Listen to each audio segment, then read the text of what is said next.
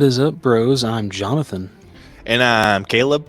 And we're a couple of bros on a mission to give you guys the most detailed movie reviews out there with as little bias as possible. Welcome to the All Bros. This week on the podcast, with this being the first episode in April, we'll be talking about 4K Spotlight. So we'll be just talking about the movies that will be coming to 4K and Blu-ray in April. And then we'll be talking about Pleasers Teasers as well, trailers that came out the past month in March. And just talking about what we thought about them, if we're excited, stuff like that. And then after that, we'll be moving on to our headliner of the evening, which will be our breakdown of Ghostbusters Frozen Empire.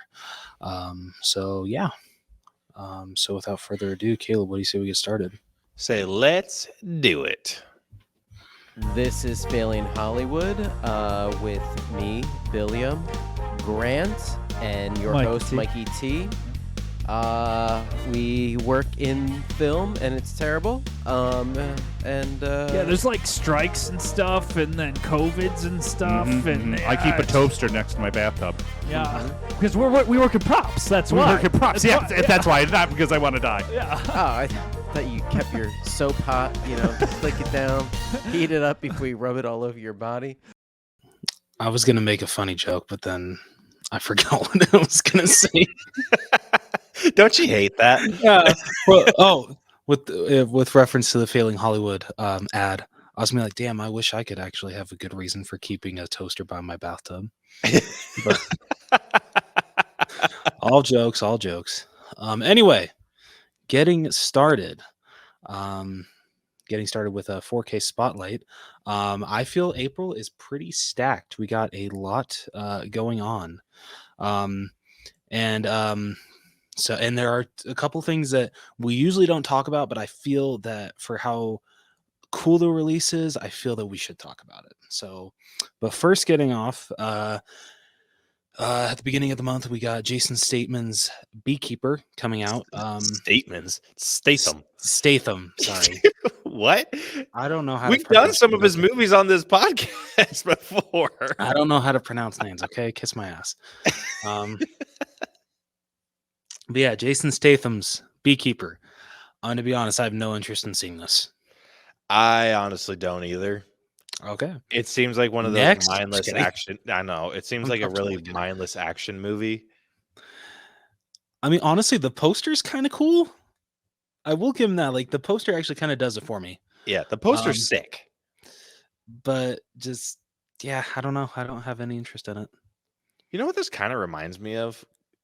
Just like a little bit. It's just like the Candyman. I don't know why. Dude, honestly, this should have been an alternate poster for the Candyman. This is actually really, really good. It would have made sense. Yeah, it absolutely would have made sense. I don't know if the color scheme would have quite hit, but I mean, well, oh no, the poster I remember is yellow for Candyman, I think. I'm gonna look real quick because I'm remembering that as well. Or at least for the remake, it is. I don't know. Yeah, it was 2021. So the font was yellow. The poster itself was like black and white. Oh, okay. Never mind. But still, I mean, it would have translated. Yeah, it would have translated really well. Yeah, but alas, we'll never know.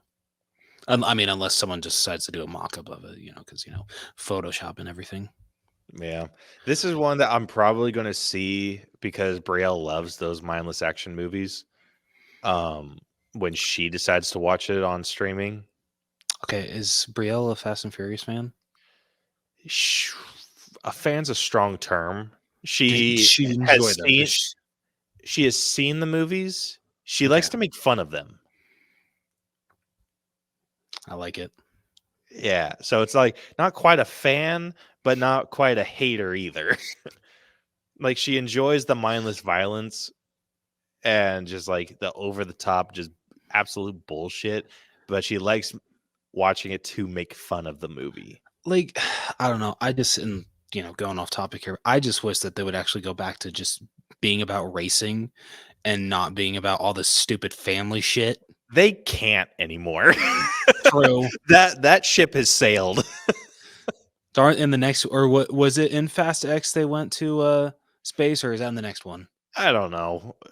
I It swear, doesn't. It no, I really think it is in doesn't Fast matter. 11 because I swear Vin Diesel did confirm. Oh yeah, we're taking the shit into space. I'm like, why? Just because you can doesn't mean you should. Yeah. The freaking Ugh. bullshit, dude. But yeah, so that Jason Statham's movies are just shy of being Fast and Furious.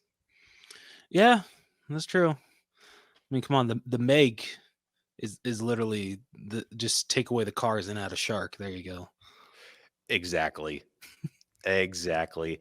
I have yet to see a Jason Statham movie where I wish he would do like a comedy.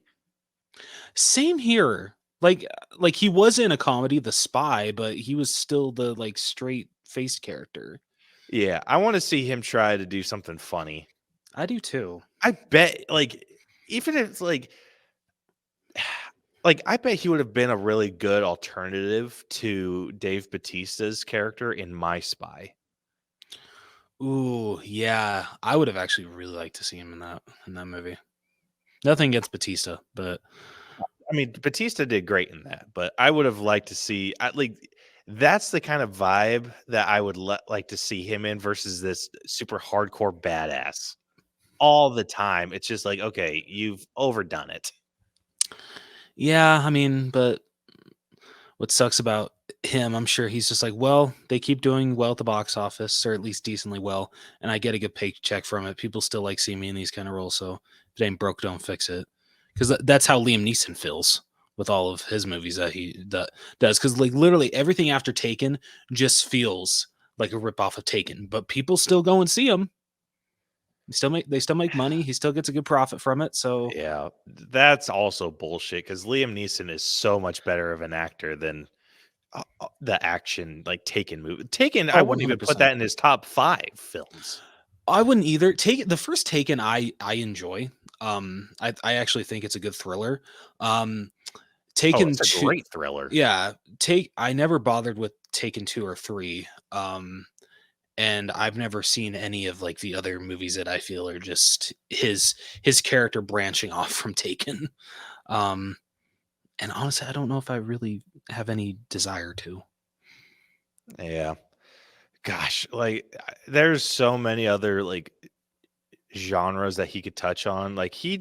I've personally liked some of the romantic comedies that he's been in. I mean, Oh, like he was in Love Actually. Like I yeah. enjoyed that movie a lot. I think he plays a super funny character in A Million Ways to Die in the West. Yes. And his one cameo in Ted 2 is one of the best parts of the whole movie. Easily one of my favorite things. So good. But yeah, I mean, he's so much more than just like an action star. Yeah. Freaking hell, he was the voice of Aslan in Chronicles of Narnia. Yeah. Like he has a lot more going for him. I've always kind of, or early on, before I started like recognizing names, I always thought that him and Ralph Fiennes were like really either related or like I thought they were the same person at some point because I feel like they have similar face structure. I could see it. Yeah, I can definitely see it. I can tell the difference now, but Yeah. like when I was younger, it was very like, wait, was that Liam or was that Ralph? Nah, dude, I get Damn that. it. Freaking left the door open too long today. A bunch of bugs. Oh shit. Well, I mean, hey, that then ties into this movie. That's like it's like perfect Bringing it product back. placement. Oh man. But yeah, so Beekeeper coming out this month. Next up, now I know we don't talk about shows when it comes to releases and everything, but I feel that since Disney is starting to, I mean, they actually have been doing it for like a couple of months now, considering that they did it for Loki and WandaVision. I love that they are, oh, and The Mandalorian. I love that they are doing physical releases for their original series. That makes me so freaking happy, and I hope that they continue it because I hate that Hawkeye is not on this list. That is bullshit. Right? Yeah. Freaking Moon Knight is on this list, but Moon Knight came out after Hawkeye. Freaking dumb, dude. Hawkeye gets no love. Yeah. So I'm hoping that maybe they're just holding it off until Christmas, which, you know what, I can accept. With That being, would be the Christmas only show. valid excuse. Yeah, I agree. But yeah, anyway, before I get even more mad, but so they're doing a bunch of physical releases for both Star Wars and Marvel shows that were Disney Plus originals. So first up, we got Andor, which I hate that I still haven't watched this show because I freaking love the character of Cassian Andor from Rogue One, and I've heard this show is freaking great. It's deep into the Star Wars. Like there's, I'm trying to remember. I don't think there are any Jedi in it. I'm okay with that. So it's purely Cassian Andor. Love it. But it was a surprisingly good series. Not one that I would have, if I knew now if I knew then what I know now, I would have watched I would have waited until the entire series came out. Okay. I mean, they are getting a season 2. I think they're working on that right now. If it has to be on the same level as season 1, but I would have watched all of it consecutively. I don't think I would have watched it week to week. This worked better as like a super long movie rather than a show. Okay. But I thoroughly enjoyed this film. Or not this film. I mean, you did say you should just watch it all together because it feels like a long film. So I get know. You stick it for a film. But it's really good. I highly recommend checking that out, especially if you liked his character in Rogue One. Hell yeah. Okay. That is definitely on the top of my list. Next up, we got Obi-Wan Kenobi. That is a bitchin' cover, dude. Right? So cool. Dude, what the shit, Disney? Like, way to drop the ball on the rest of your freaking content. Right? What I feel bad though, because Ewan McGregor is really pushing for a season 2, but I think it says the complete series on this. Oh, you assholes. Yeah. So I think that just told us everything that we need to know, that there will most likely not be a season 2 of Obi-Wan Kenobi. That is so lame. Because you're going to tease us with Liam Neeson and not freaking follow up. You've freaking dickheads. But like, this is one of the coolest steelbook artworks I've seen in a very long time. Oh, this is beautiful. Dude, that's fantastic. Right? Just perfection. Like perfection. I haven't even seen the series, and this is perfection. This is one that what are your feelings on episode 3? Love it. Love it. Okay, you would like this then. Yeah, okay. Yeah, it is so good. And the little girl who plays Leia is amazing. That's what I've heard. Like she, like even as like a little kid, she adds so much to the character of Princess Leia. Oh my gosh, dude, so much. That's awesome. Do you think Carrie Fisher would have been proud? Oh, absolutely. Yeah, dude, this little girl was a spitfire.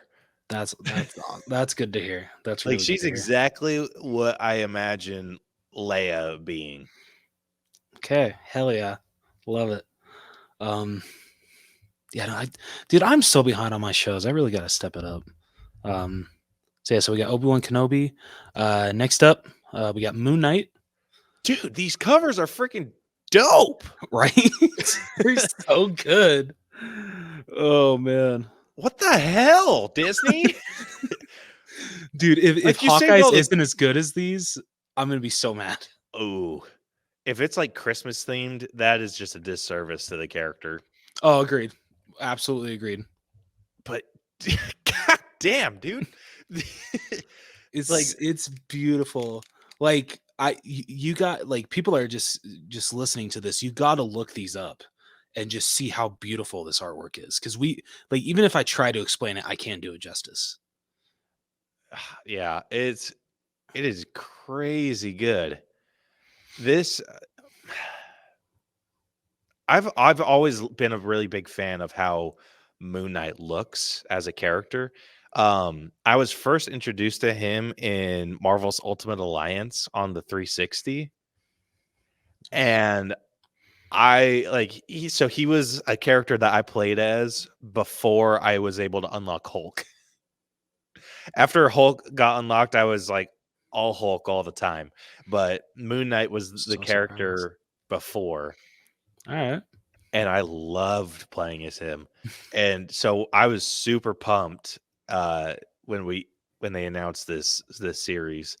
And this dude, they're doing this character some justice on this artwork. And this is one I don't feel is talked about enough, a series. Like, this was a great series. I feel when it comes to Disney plus Marvel shows, the only ones that people talk about are Loki and WandaVision. Mostly Loki. Yeah. That's like the one that everyone really only cares about. Whereas like some of them weren't, great. But I feel for the most part, all of them were pretty damn good. So like some better than others. But I enjoyed all of them. Actually, I don't know if I can say that because I didn't finish She-Hulk. Is it worth finishing? Yes and no. Okay. It Scared me a little bit with that. I know. Well, I'd say no as a Hulk fan, but I'd say yes as a She-Hulk fan. Okay. If that makes any sense. No, it makes complete sense. Dude, No. there's a sequence at the end of the last episode that's just it freaking like blows your mind. Okay. Like if you're watching it like properly. Okay. But yeah, I liked it. And I like this series too. This one was freaking killer. Oscar Isaac as Moon Knight was the bomb. Like there's a couple episodes that are just freaking gut wrenching. And I wouldn't say the first episode does it that well, but if you can get into the second and third, like those really highlight how freaking badass Moon Knight is.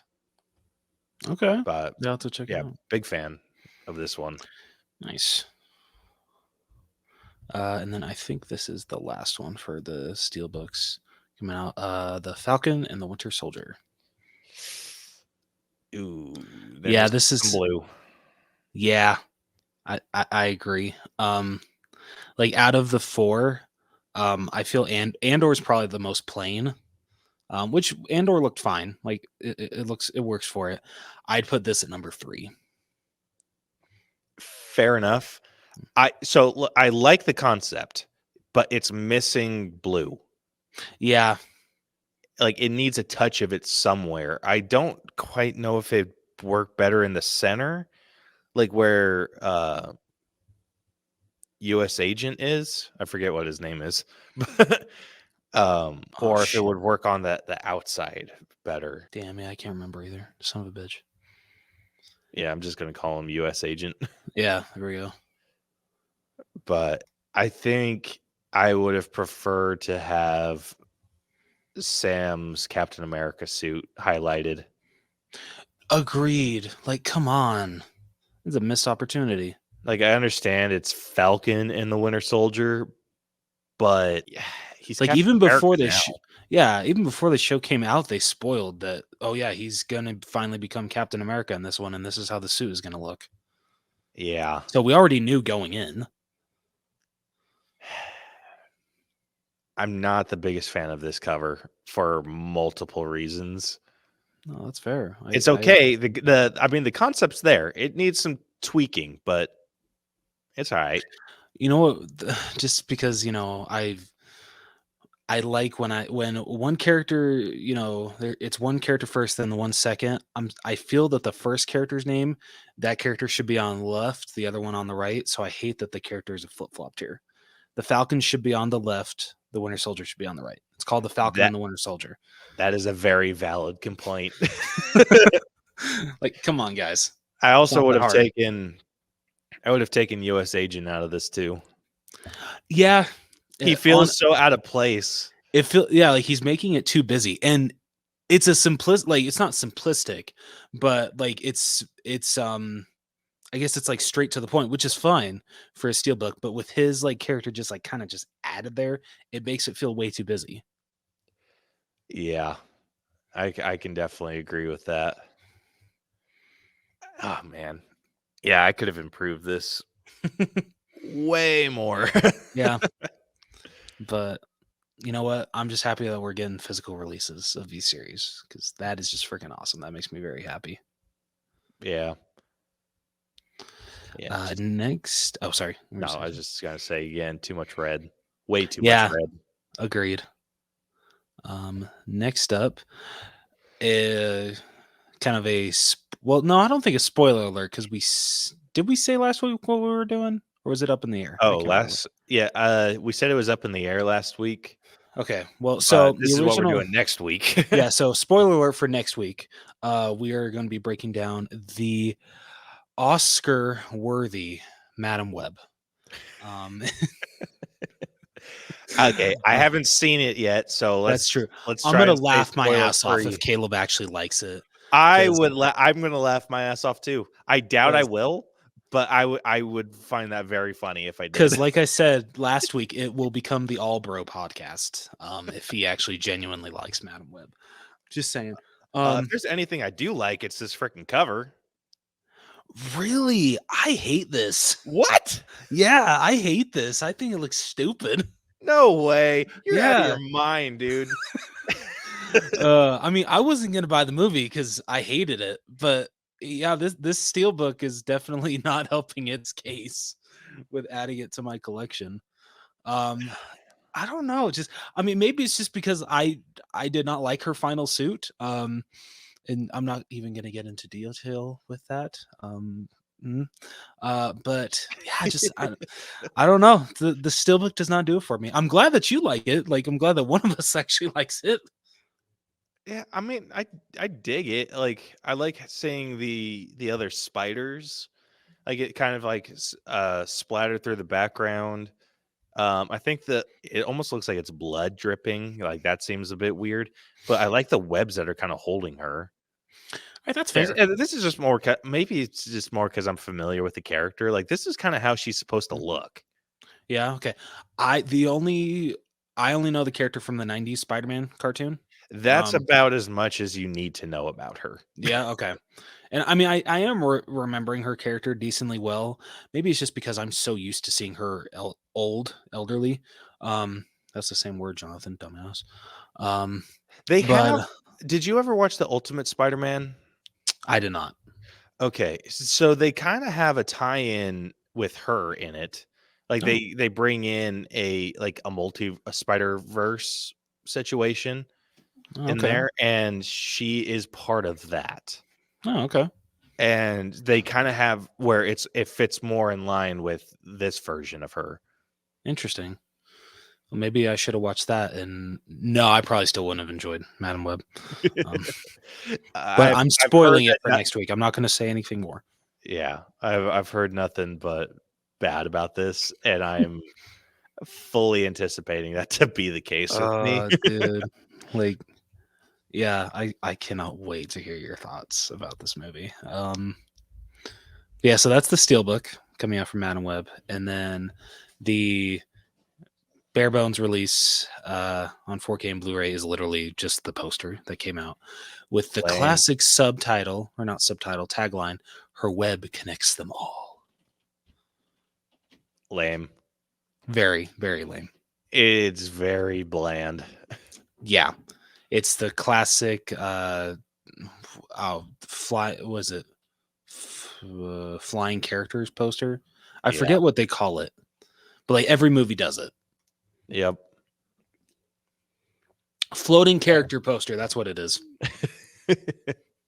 Because like every movie now does it, and I hate it, but whatever.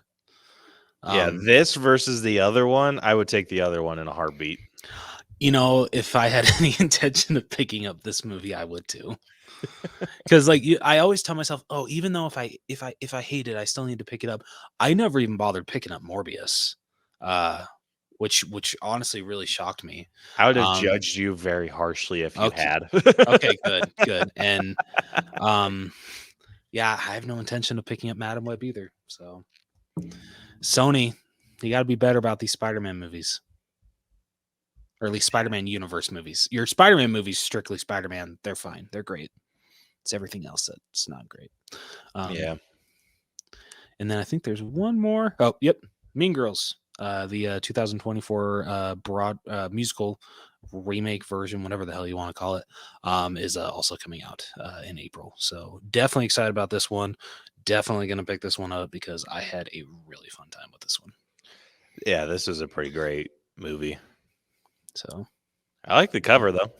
I do too. Yeah, I do too. I also like that they're the same day that this comes out, they're releasing the original on 4K as well. So sick. Yeah, that's awesome. Yeah, I believe that's it for 4K Spotlight. So next up, let's move into Pleasers Teasers. Starting out with the Strangers Chapter 1 trailer.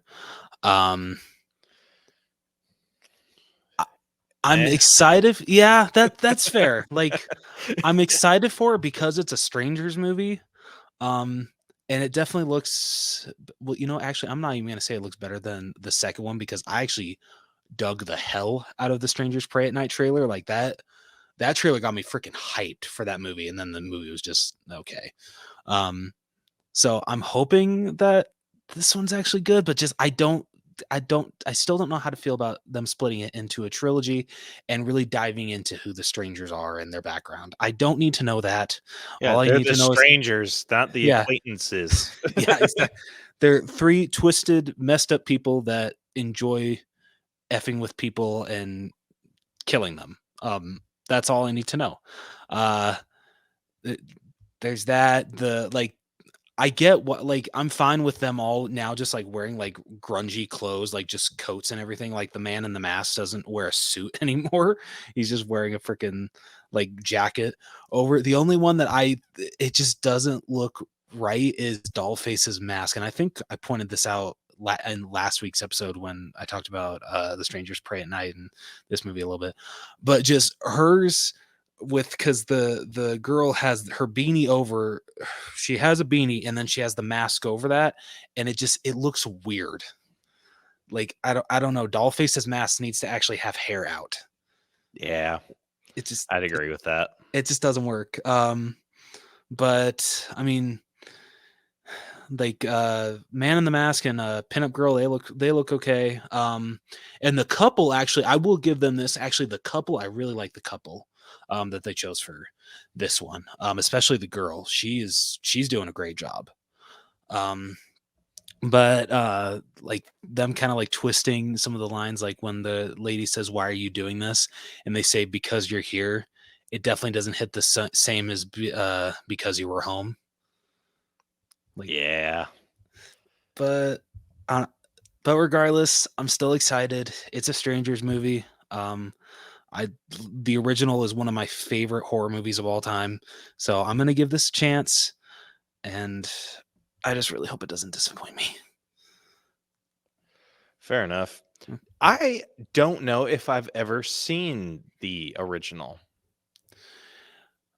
I've seen Pray at Night. I don't know if I ever watched the first one. If that's the case, I am a horrible friend for not showing you that before we watched Pray at Night, because that would have given. Yeah, no, dude, seriously, let's do it on. I don't know. How do you feel about watching horror movies on VR? No.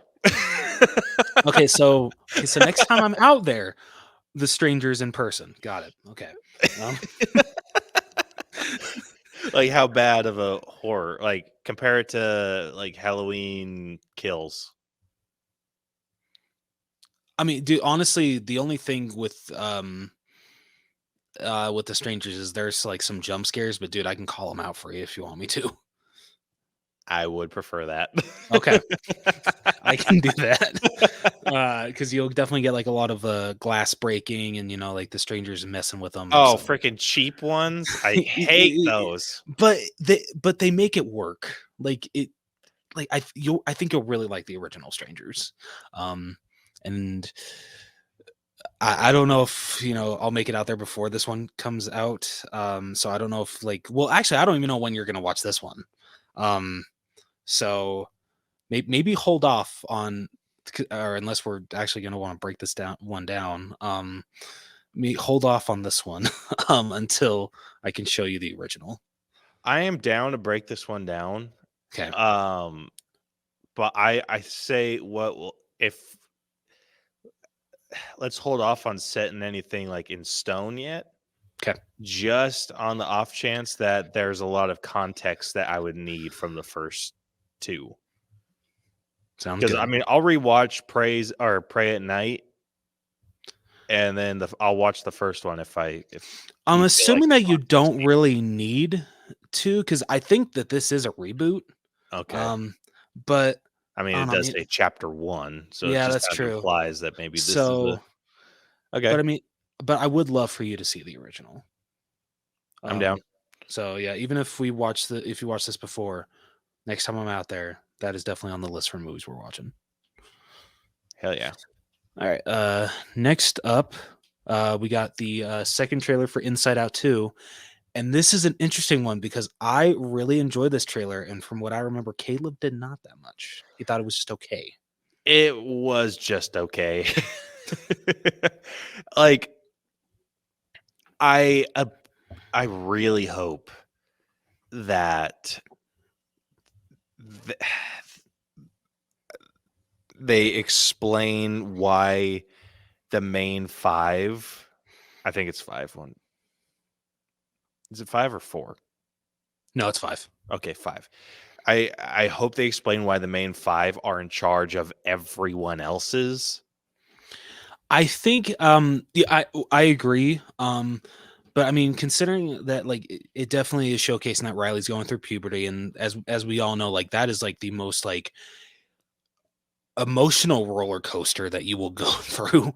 And at least one of the most emotional roller coasters you'll go through in your life. And so when anxiety literally says Riley's emotions are more sophisticated than you guys right now, so she needs us more than you guys. So she needs embarrassment. Oh my God, I just forgot Maya Hawke's character. Anxiety. And yeah, I just said it. Oh my God, what the hell's wrong with me? So anxiety says that Riley needs anxiety. Oh my God, anxiety. Ennui, known as boredom. envy, Thank you. And then embarrassment. Damn, Caleb just had him right off the bat. Look at him go. God damn it, I'm fired. I am fired. But when she says she needs these emotions more than you guys, honestly, it makes sense. And when they cut to anxiety being initiate Riley, new Riley, just think that it makes complete sense, because when you hit puberty, a lot of us actually change who we used to be. It feels like you become someone new. You're not the same person.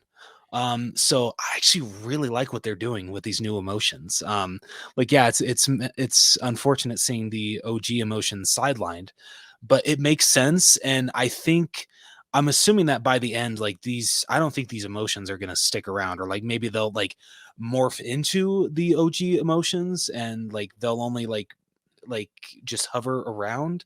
They'll only come out when Riley needs them, as she's growing up, because yeah, like you said, with everybody else you only have joy, sadness, anger, fear, and disgust, which that makes sense. And so I'm assuming that you only get these emotions when you're going through puberty, when you're between the ages 13 and 16. I hope they explain that. I hope so too.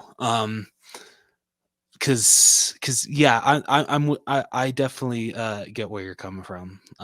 Because I mean, it's gonna take a freaking leap. Because I feel like they're gonna have to retcon some of the people that we saw.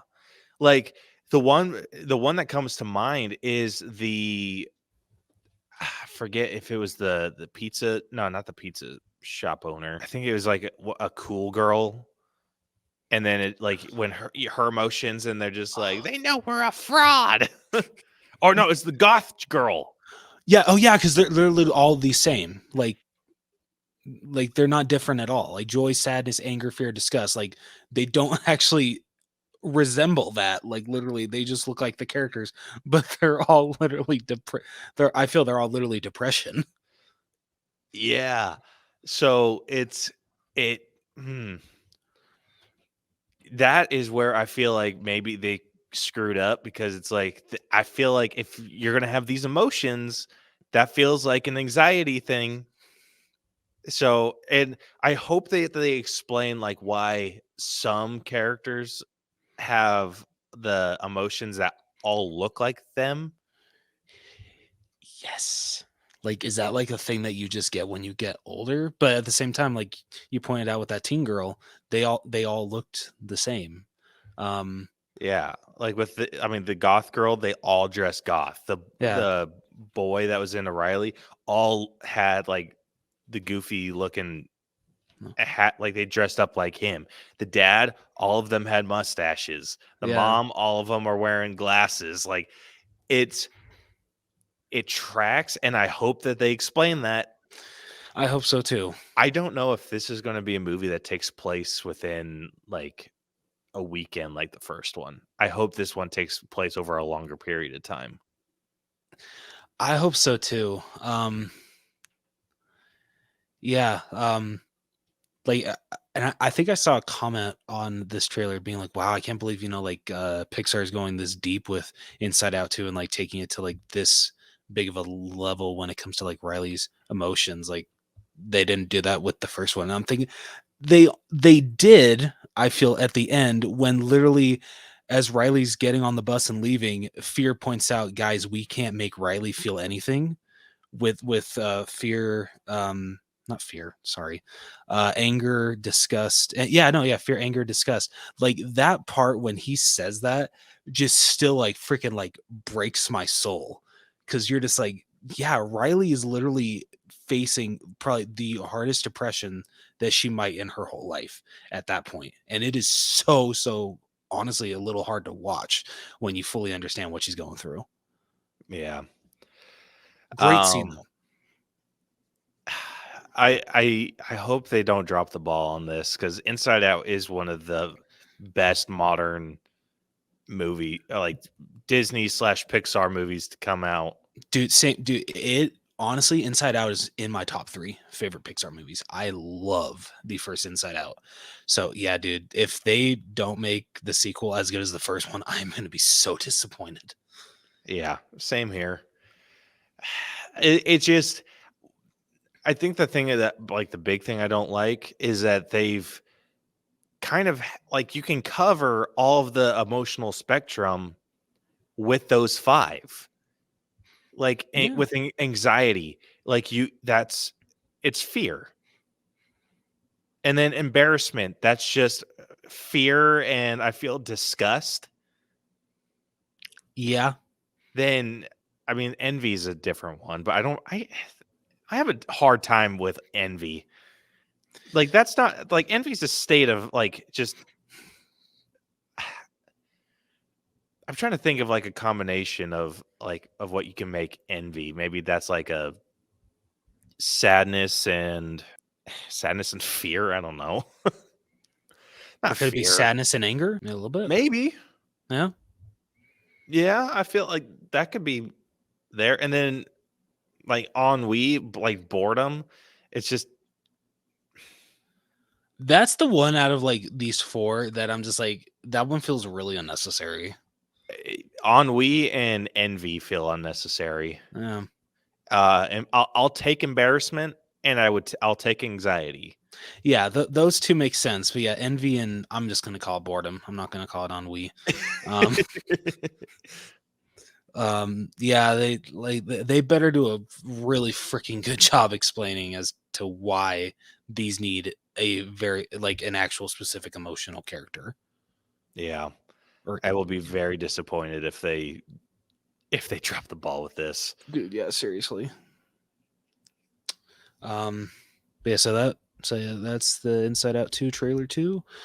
Next up, we got the second trailer for Garfield. This hasn't sold me any more than the first one did. I'm the same way. I'm maybe like a little bit more. I will admit there is a joke that I like genuinely couldn't stop laughing at, and it's when it's like at the beginning and John takes Garfield to the vet and Liz like he breaks the scale and she announces it on the intercom like, oh, we're gonna need the big one, and he turns to the camera and he's just like, did you need to announce it to the whole office? That was genuinely funny. That was actually a really good part. But yeah, other than that, like, I mean, it's cool that we're getting a new Garfield movie, but just I don't know. Yeah, the plot's not selling me yet. I mean, I don't even know if it will in a third trailer. I'll probably have to wait to actually see it. To Garfield is now in a format that I feel is better suited for children. that's fair. Question: it has like, were you always on board with Chris Pratt being the voice of Garfield, or were you kind of like indifferent about it? I was a little indifferent about it just because Chris Pratt's done so many voices lately, Seriously. and I'm still neither sold or against his Garfield voice. There are like some parts that I'm just like, okay, you know what? I like his voice as Garfield, but then there's like some other parts I'm just like, it's just Chris Pratt. Yeah. But I mean, we'll see. We'll see how it goes. Yeah, I'm hoping for the best. Can't be worse than a Tale of Two Kitties. So Yeah, I mean, if we're going to set the bar on the floor. yeah, exactly. Because the first live action Garfield movie isn't good, but I still enjoy it. I have a good time with it. Yeah. I can't say that. Although it still kind of irritates me that Garfield is the only character that actually freaking looks like himself from the cartoon. They didn't even try with the other animals. I know. But I think you would have gone real in the like Son of the Mask if you would have tried anything different. Yeah. Oh God. Like, could you imagine Odie looking exactly like he did? Like, that would have just been unsettling. Yeah, that'd be Uncanny Valley. Yeah. All right, good point. And then last, I believe. Oh no, I'm sorry. Two more. Sorry about that. Next up, we got the first trailer for Borderlands. I have never played any of the games, and maybe this is the reason why.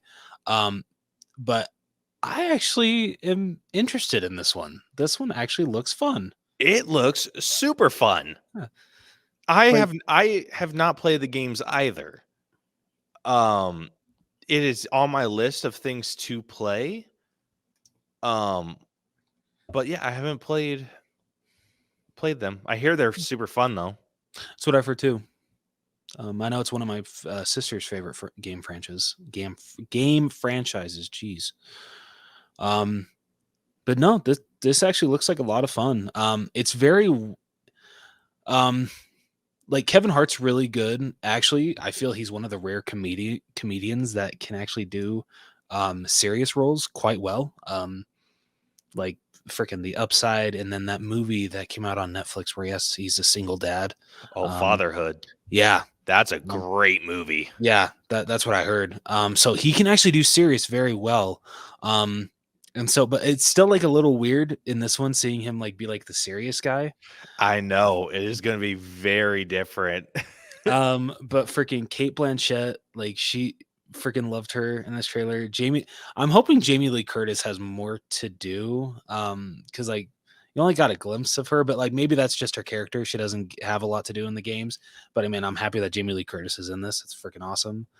And then freaking I forget her name. She was in Barbie.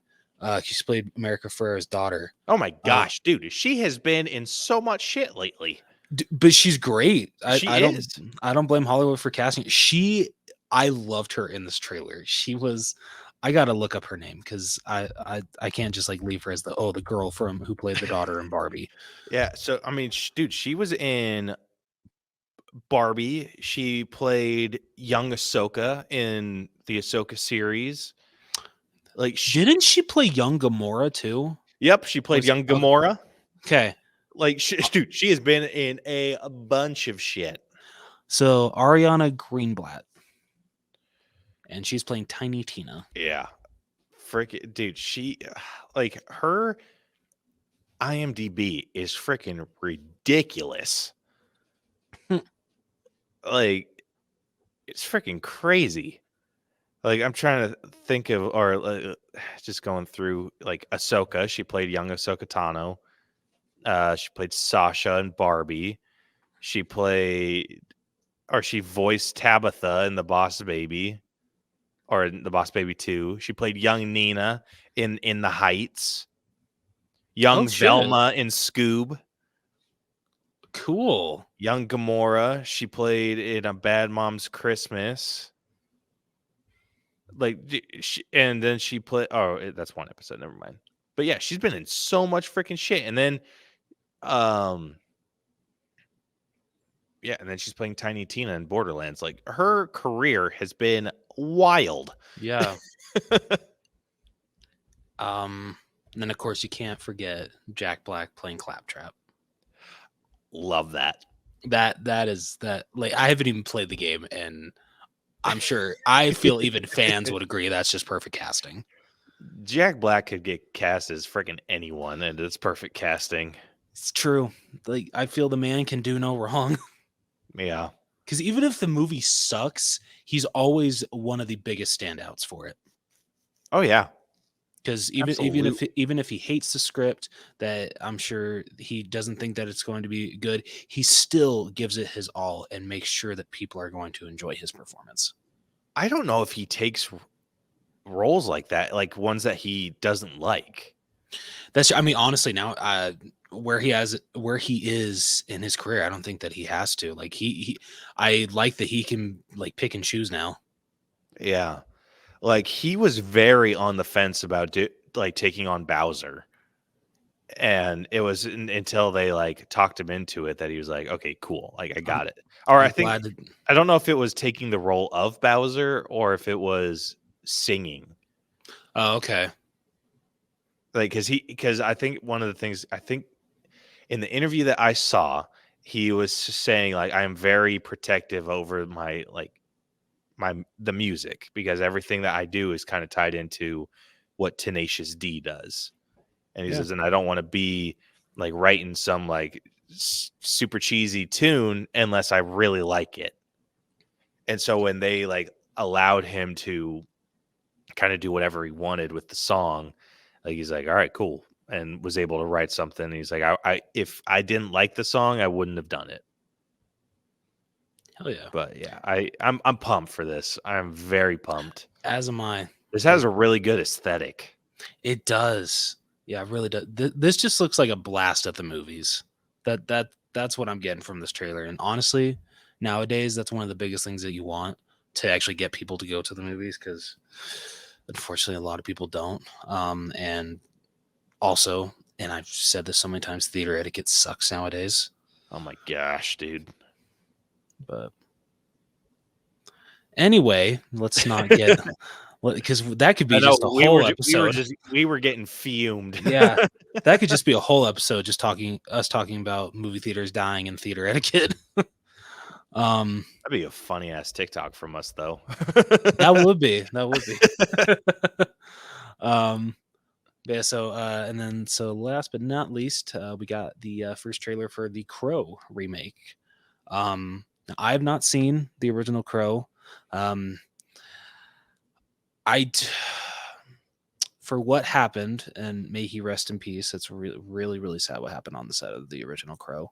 I'm like kind of scared to bring myself to watching the original.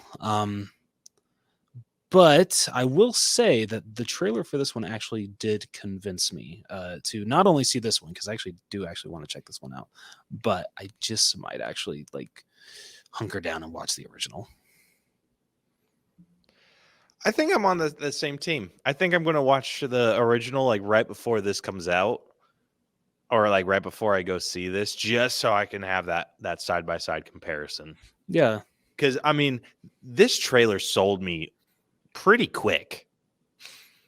that's fair. I think it took me about halfway to really get sold on it, but like Bill Skarsgård is like freaking killing it in this trailer, literally and figuratively.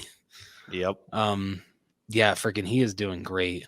Yeah, the whole idea also is it's so interesting. Honestly, It is a super interesting concept, and I understand why they might have wanted to remake this. It's because I think that what they were going for wasn't quite up to the times. Hmm. And I feel like that's why a lot of the 80s movies get remade, at least when it comes to like sci-fi action, like because they couldn't do a lot of the stuff that they are able to do now. Like they did their Yeah. best, like don't get me wrong, but like the stuff that they're able to do now, I feel just enhances the action and whatnot. Absolutely agree. Like I think the one genre that like you don't really need remakes, because like literally what you could do now is you could definitely do in the 80s just because they're so cheap and easy to do, is horror remakes. Like some are better than others. Child's Play is one of the better ones. But just yeah, like horror movies I feel never need remakes. No, Not a at lot, all. not a lot of extra you can add to it. Like it's not hard to add blood effects to someone being stabbed to death. It's not Yeah.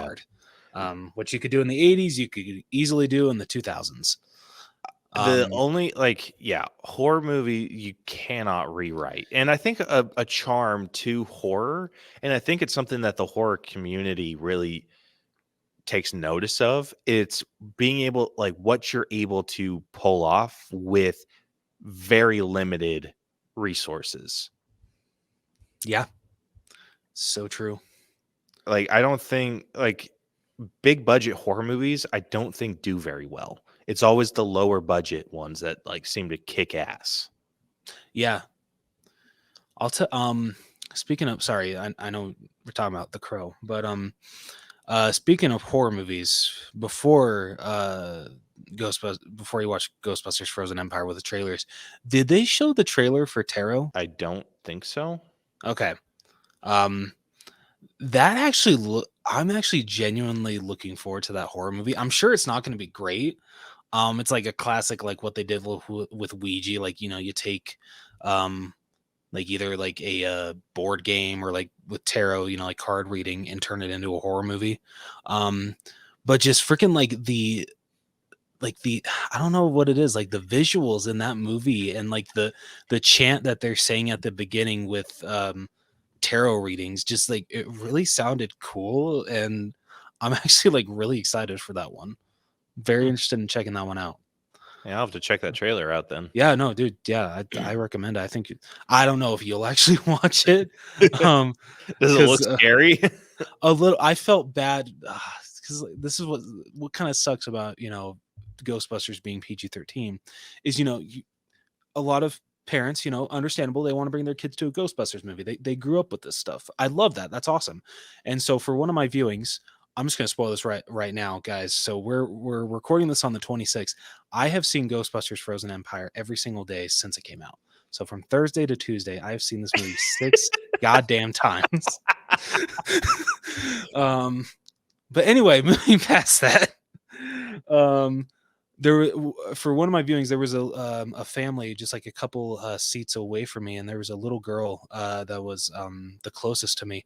So, like she was for the actual movie, she was great. It didn't seem like anything scared her or anything. But when they showed the trailer for Tarot, the mom's just like, "Okay, close your eyes." Like multiple times, she's like, "Are your eyes closed? Are your eyes closed?" I'm just like, "Yeah, that's a good call." Like, little girls should not be seeing the shit that is in this trailer. Yeah, I was considering taking Iris to go see Ghostbusters, but I am kind of glad that I didn't. That's fair. Because there was a couple, like there was a scene.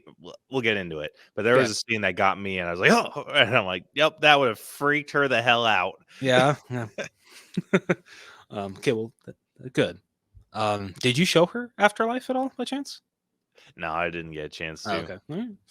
Just curious. But getting back to the trailer is on hand. The Crow. Yeah, I mean, I don't really have that much to say about it. Maybe it's just because I'm just going off the trailer. I don't have any previous knowledge about this except for the unfortunate death that happened filming the original, which, like I said, may he rest in peace. But I'm intrigued. I'm definitely intrigued. I definitely want to check this one out. Yeah, like this is definitely one that I want to check out. I like remakes to a certain extent, like as long as they're good. And again, there has to be a necessity for it. Like if you're going to try and remake like 16 Candles, go to hell. Yeah, but like there's some like anything sci-fi or that has some sort of supernatural element outside of horror movies, like I'm all for remakes. Dude, freaking I remember when, because I swear they either came out like a year or 2 years apart when they first remade Halloween, then came Friday the 13th, then came A Nightmare on Elm Street. I literally was waiting like, okay, it's got to be Child's Play next, right? Like Child's Play has to be next. But then literally Child's Play the remake of Child's Play didn't come out till like 10 years later. Jeez. It's crazy how long it took them. But I mean, I was okay with that because Child's Play is one of the better horror remakes. So yeah, it worked out. But yeah, I'm pumped. Yeah, no, as am I. I think that's going to do it for Pleasers Teasers, unless you got anything else you want to say about these trailers. Nope. Okay, well then what do you say we get down to our main event of the evening? No, it's not that. It's not anymore. Yeah, for like 2 freaking years, Rose. Our headliner of the evening, which will be our breakdown, or oh my god, I'm effing this up. Want to just go, just start the intro for it.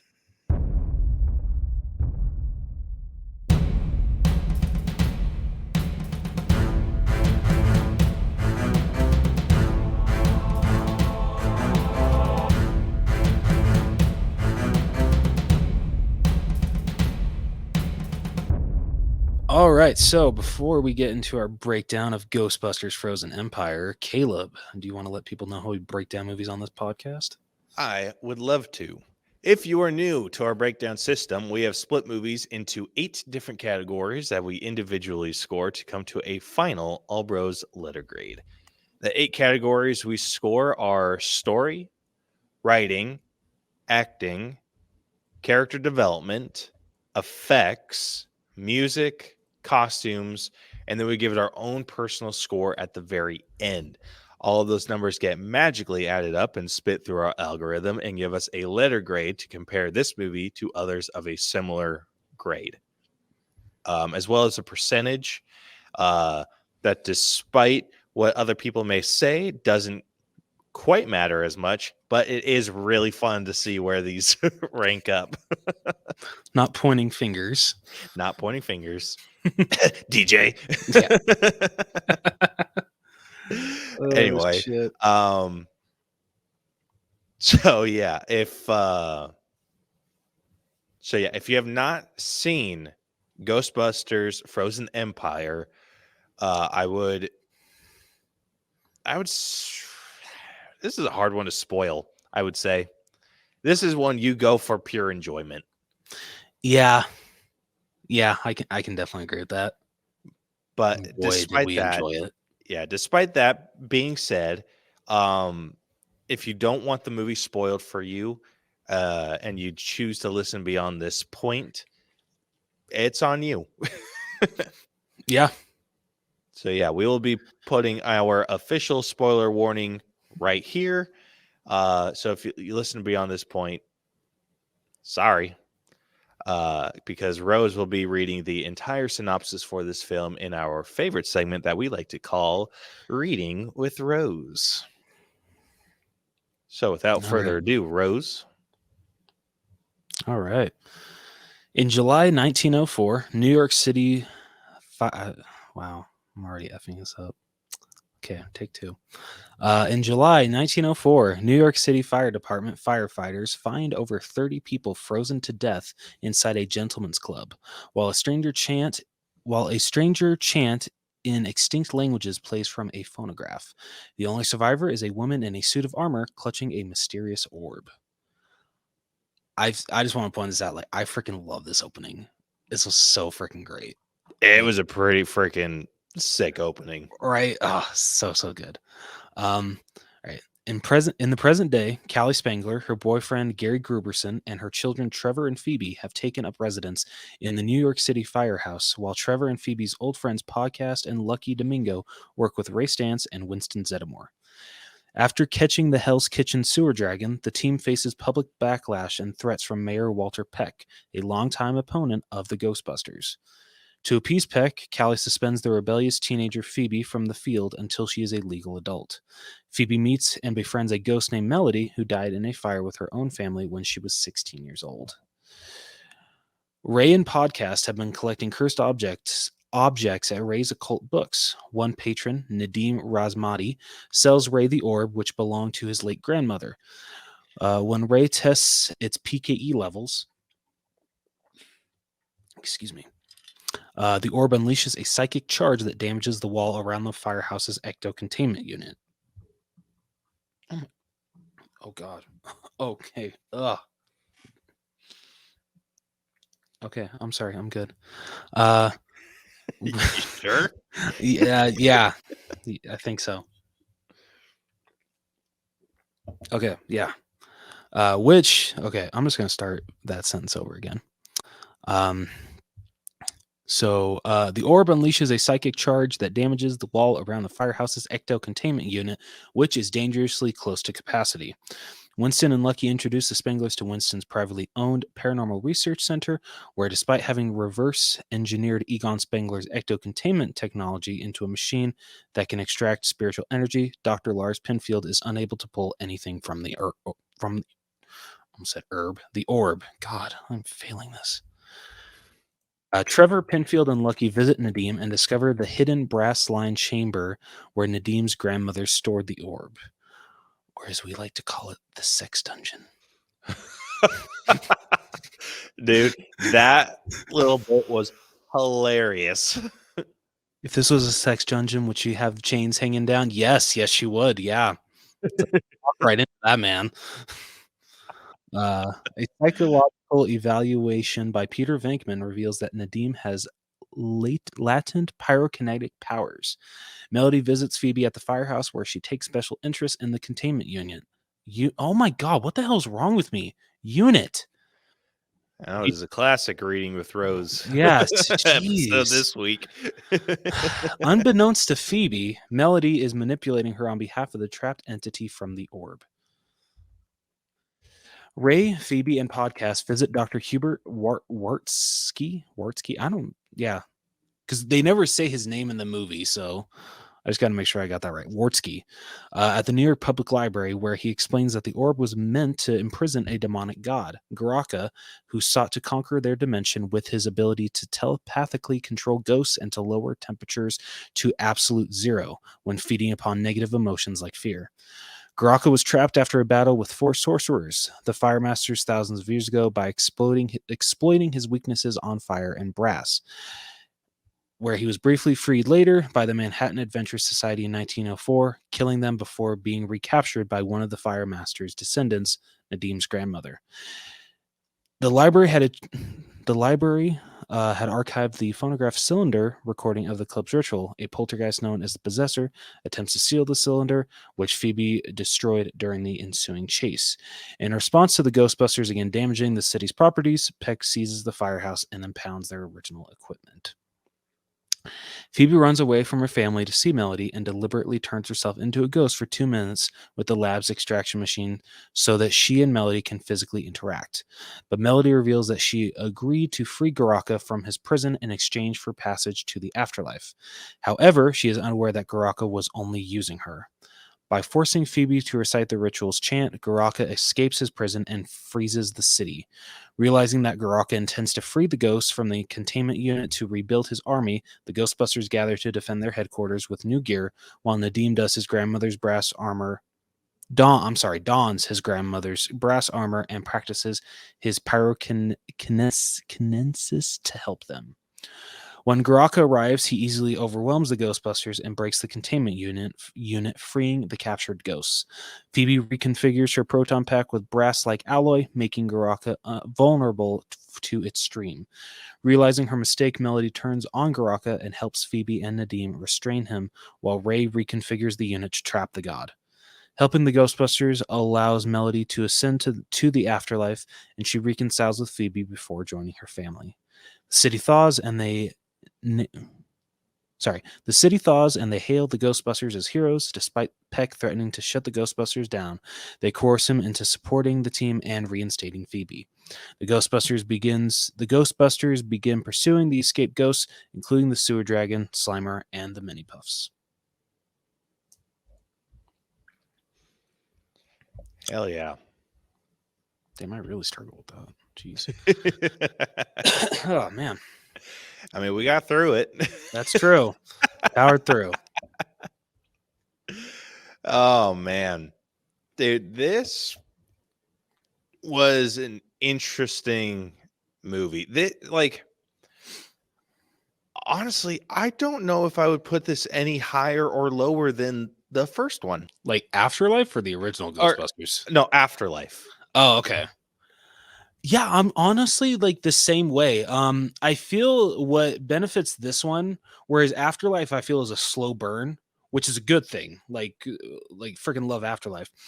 This one, it's like a freaking roller coaster because it is just you're just like the 2 hours that this movie is, or like almost 2 hours, it just flies by because it is story beat after story beat after story beat. You are moving so fast through the story, and it's not a bad thing because everything makes complete sense. Like there's nothing bad about that.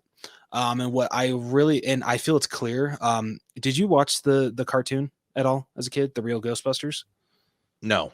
Okay, so Gil Kennan, the director of this movie, said he took inspiration from that, and for how I feel that this one can be, it feels like a little different than the other Ghostbusters movies, or at least like the ones that are in the original canon. Not we're ignoring the 2016 one. I completely get where he's coming from that because this definitely felt like a prolonged episode of The Real Ghostbusters, which freaking loved. That was freaking great. And I feel what I feel that this movie does very well is not only filling you with nostalgia for the original Ghostbusters, but also still giving time for these new characters. Now, like some definitely don't get as much time to do stuff as they did in Afterlife. Definitely looking at Podcast and Lucky. Which is unfortunate because freaking love those two characters in that movie. But for where they take them, it makes sense. It works. And, they couldn't just delete them out of the movie. It kind of would have been weird if you bring back all the Spanglers, but Lucky and Podcast are kind of just left in the dust. But I feel that it does a really good job about balancing both the new characters and the classic characters. Some more than others, like with like OG characters. I wish that Venkman got more to do. But then you get like characters that I feel like they dive into like very much emotionally, and you like love me even more. I'm looking at freaking Ray Dan Aykroyd's character, Ray Stantz, I love everything that they do with this character in this movie. Freaking makes me love him even more. Like where they take his character in this movie, I'm just like, yeah, that is the reason why he's been my favorite Ghostbuster ever since I watched the first movie as a kid. This movie just does a lot right when it comes to Ghostbusters. Don't get me wrong, there are some problems. I do have my biggest problem with being one character. And I know Caleb actually liked him. I just found him annoying as hell. I'm sorry, just Nadim. Oh my god, Kumail Nanjiani's character, the Fire Master. Part of like half of the first half of the movie, I was fine with him. It's just when he actually like became the Fire Master and like, you know, all of his training and like the ending battle with him, I just found annoying as hell. I didn't find it funny. But not just like overall, like the story, I think did a really good job incorporating the old and new cast. And freaking, it was great being back in New York. Dude, I totally agree. You could tell who wanted to be there, and I'm talking about the original cast. Like, you could tell who wanted to be there and who didn't. And unfortunately, it felt it was very apparent. Like, okay, he freaking phoned it in because he didn't want to be there. But Dan Aykroyd wrote the OG Ghostbusters. Yep. Him and Harold Ramis did, right? Yep. So it's like, yeah, this is freaking Dan Aykroyd's baby. Oh yeah, At the end of the day, they call him the unofficial cheerleader of the Ghostbusters, and yeah, that's really what he is.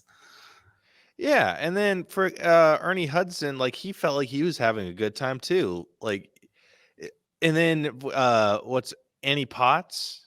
Yeah, all of them, all the OGs felt like they were having a really good time. It was like infectious. The only one that didn't feel like he was having fun was Bill Murray.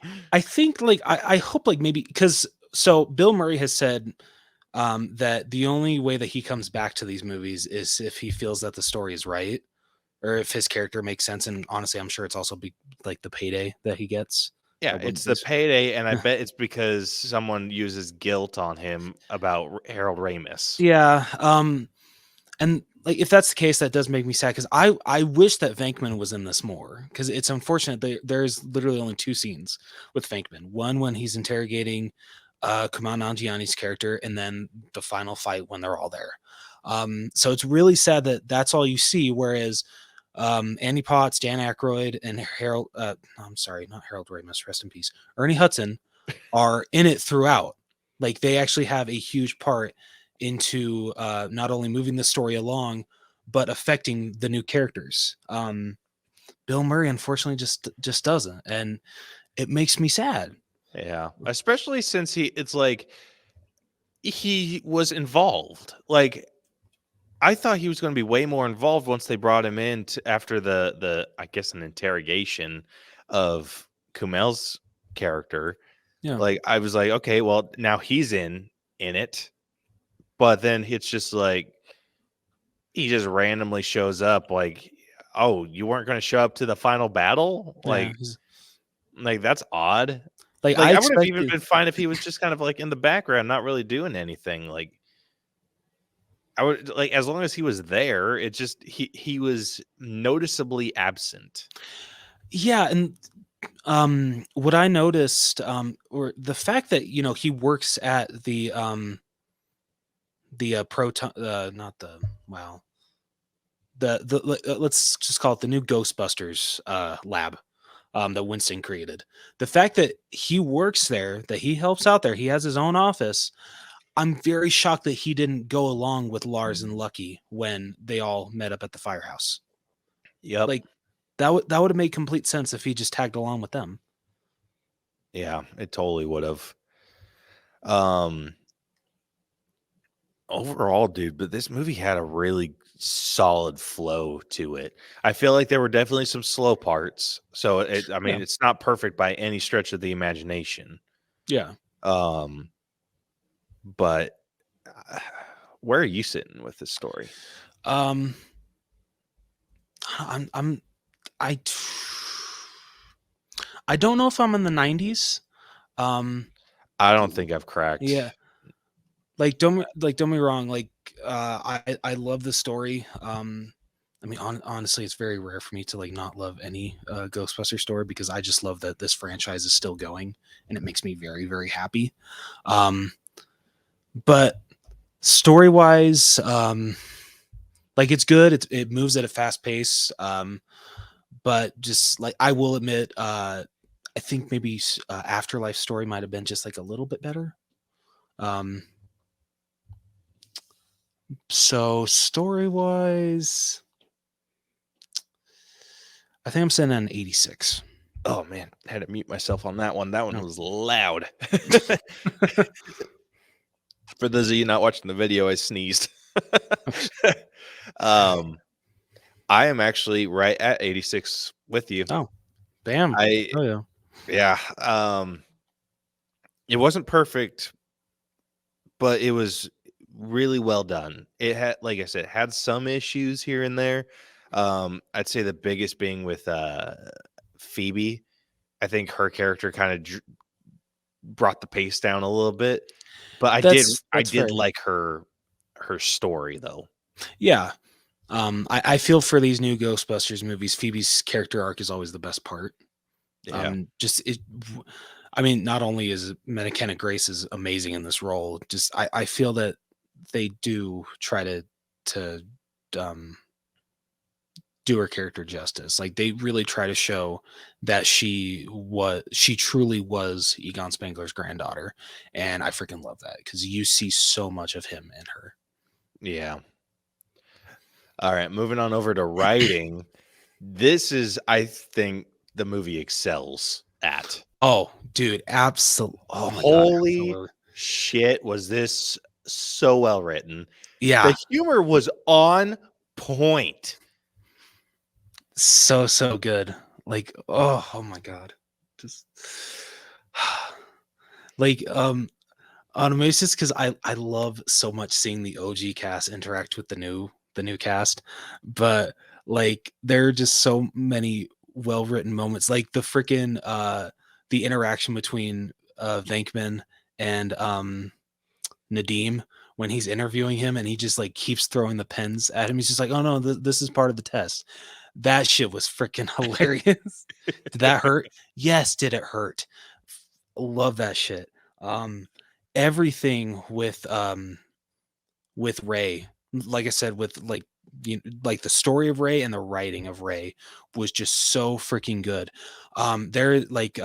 When after they go to the public library and there's a whole fiasco and everything, Winston is talking to Ray, being like, you could have gotten those kids killed, you could have gotten yourself killed.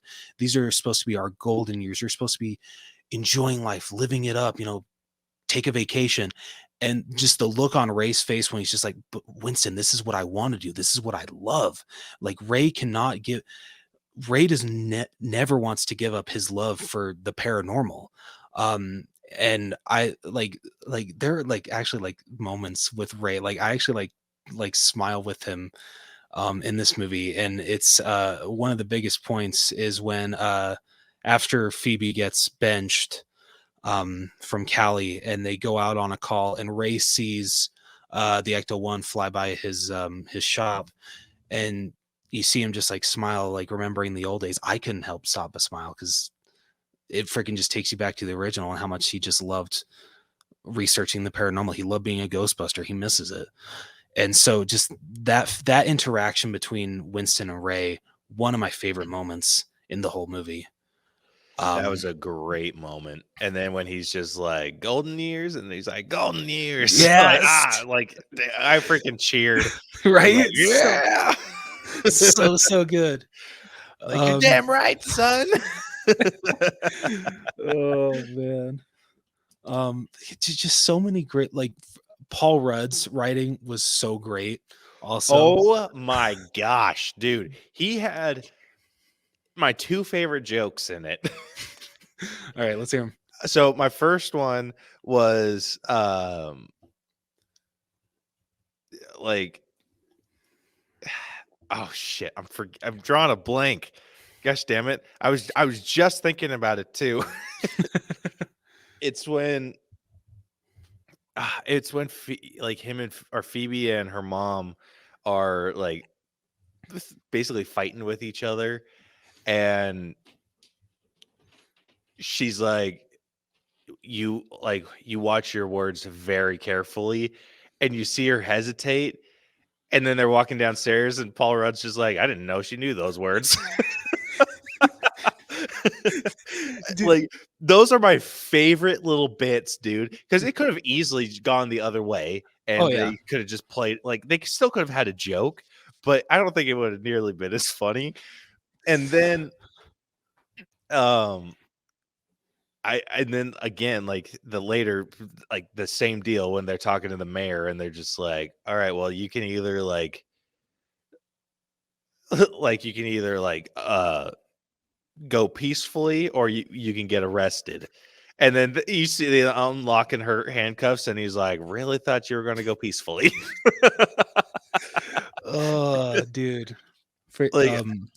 Like so fun. Paul Rudd's character was a gem. Dude, seriously, like two of my favorite parts that just stand out at the beginning when they're in Peck's office. And he's just like, well, do you employ Phoebe? Do you employ this minor? And he's like, oh, no, we don't pay her. Oh, okay, so we can add child labor laws to the list. That freaking when he's talking with Janine, and she says, oh, I'll talk to Winston's engineers, and he's just like, oh, one more thing, are they working on super secret underground ghost busting stuff? And the way she's like, yeah, that's right, Gary, super secret underground ghost busting stuff. Oh, dude, his oh, God, he was a gem. I mean, there's so many funny moments in this movie like that, and also his first interaction with Lars, when he's just like, oh, does that help you hear the ghost, when he's like examining the containment unit, and he pulls down his headphones, just like, no, what helps me hear the ghost is silence. Dude, I loved when they're just like, so how do we like rebuild the containment unit? And that dude's just like, what do you mean? And he looks at him, he's like, what do you mean, what do I mean? Yeah, it's like, no, Trevor literally pointed out, like, just build a new one, like, what else is there to say? My other favorite bits was how what's Finn Wolfhard's character's Trevor. I loved how Trevor was treated, because he kept throwing like, oh, I'm 18, I'm an adult. And then I loved how his mom treated him, and he's like, Mom, like the ceiling's weird. And she's like, wow, well, you're an adult, you can fix it, right? And he's like, yeah, I can fix it. And then he goes and just grabs some equipment and runs back upstairs. I'm like, that's hilarious, dude. Like, that's exactly how I want to treat my kids when they're like pulling the whole, I'm 18. It's like, okay, cool, you're an adult, you can act like it. Yeah. Oh man.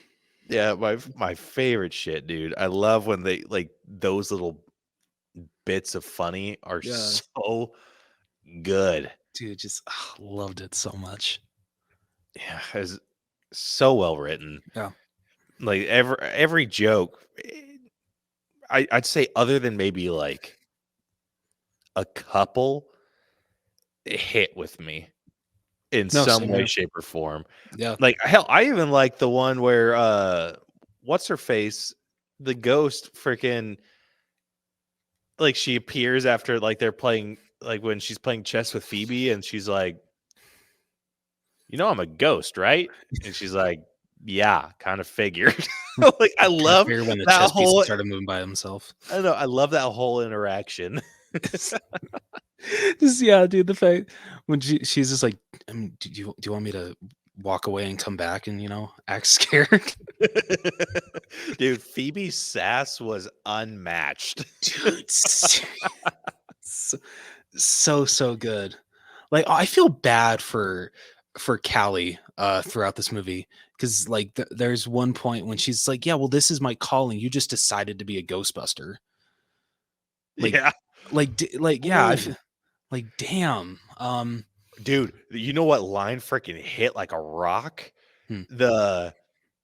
If you weren't a Spangler, you'd be answering our phones. I'm like, Dude, damn. yeah, like, yeah, dude, that freaking, yeah, that like, damn. But just I really love what these new movies do with the writing, and just the fact that they truly showcase that anyone can be a Ghostbuster. Because I mean, Callie, Trevor, Phoebe makes sense, with them being descendants of Egon Spangler. It makes complete sense. But I love that, freaking Paul Rudd is a Ghostbuster in this.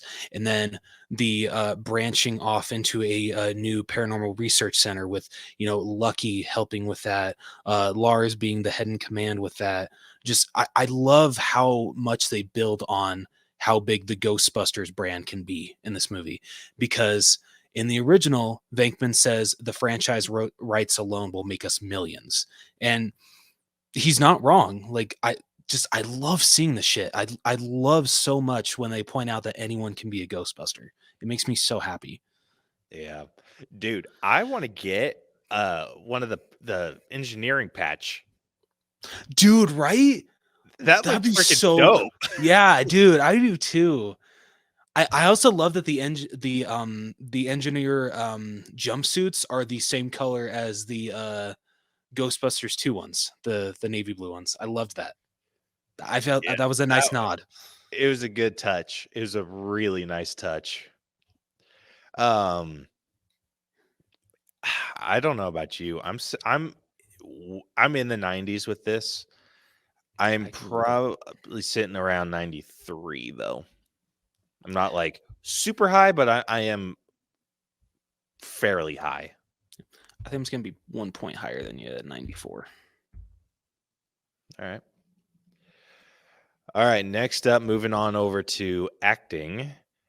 Going through this cast, we have McKenna Grace. This is a friggin' stacked cast, Yeah, or like a lot of people. like we actually had to leave people out. Like, we'll acknowledge them, but like there's a lot of people in this movie.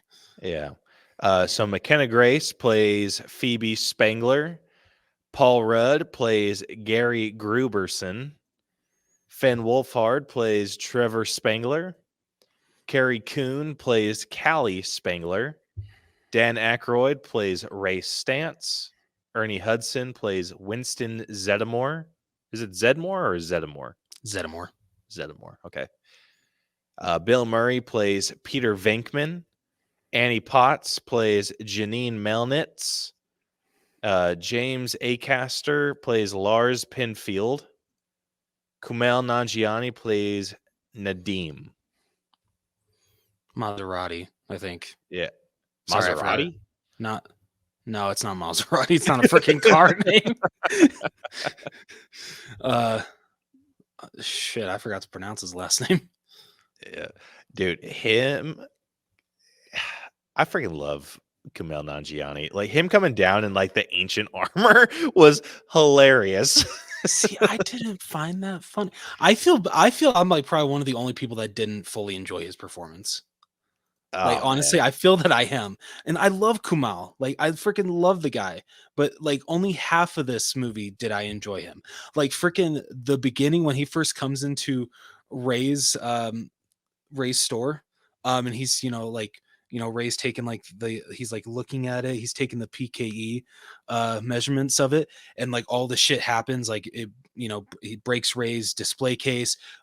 New York starts getting frozen over.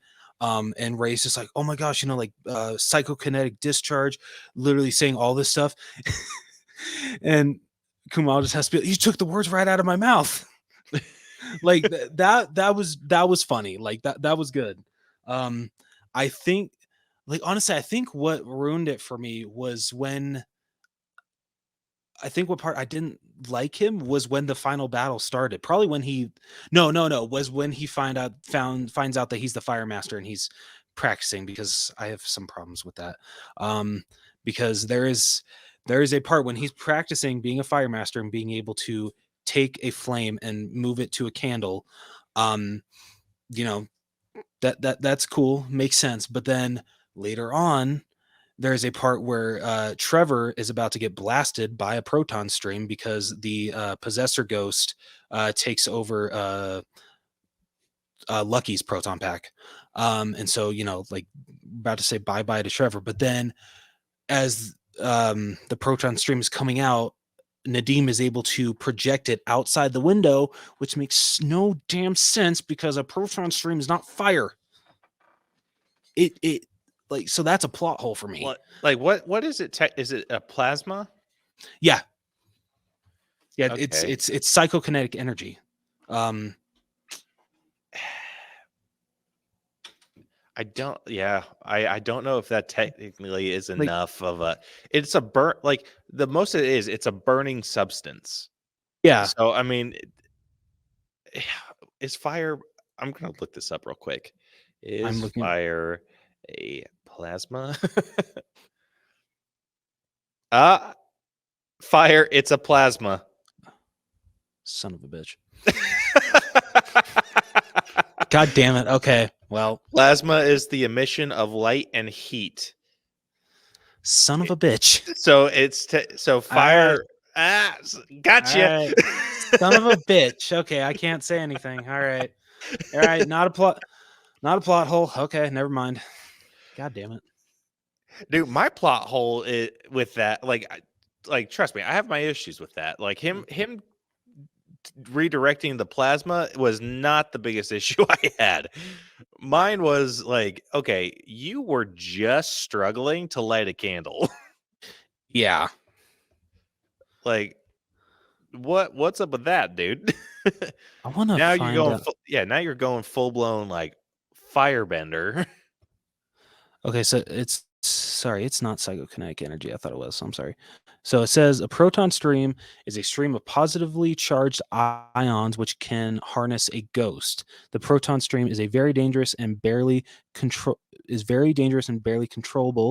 Egon has also mentioned that crossing proton streams will result in total protonic reversal, causing all life as we know it to stop instantaneously, and even molecule in a user's body to explode at the speed of light. Okay, so it's positively charged ions. That's what it is. Okay. My bad. Sounds like a plasma to me. Yeah, god damn it. I'm fired. I don't think I can call myself a huge Ghostbusters fan anymore for that. So apologize to Kamal. I'm sorry, Kamal. Here's my Ghostbusters fan card. There you go. All right. So what's your top 3? I have a feeling I know what it is, but well, so really quick, I just want to point out, so we didn't include Lucky, who is Celeste O'Connor, podcast Logan Kim, and then Patton Oswalt, who played the librarian. Just because Lucky and podcast were in it enough, but just we felt that they didn't fully affect the story as much as some of these other characters. And Patton Oswalt wasn't in it that much. He was great, don't get me wrong, loved him in it, but just wasn't in it enough to warrant him being on the acting slides. I am writing down what I think your top 3 is. Okay, because I feel like I'm that confident in it. Okay, so do you want me to go 3 to 1 or 1 to 3? Let's go 1 to 3. Who am I going to throw? It's a coin flip.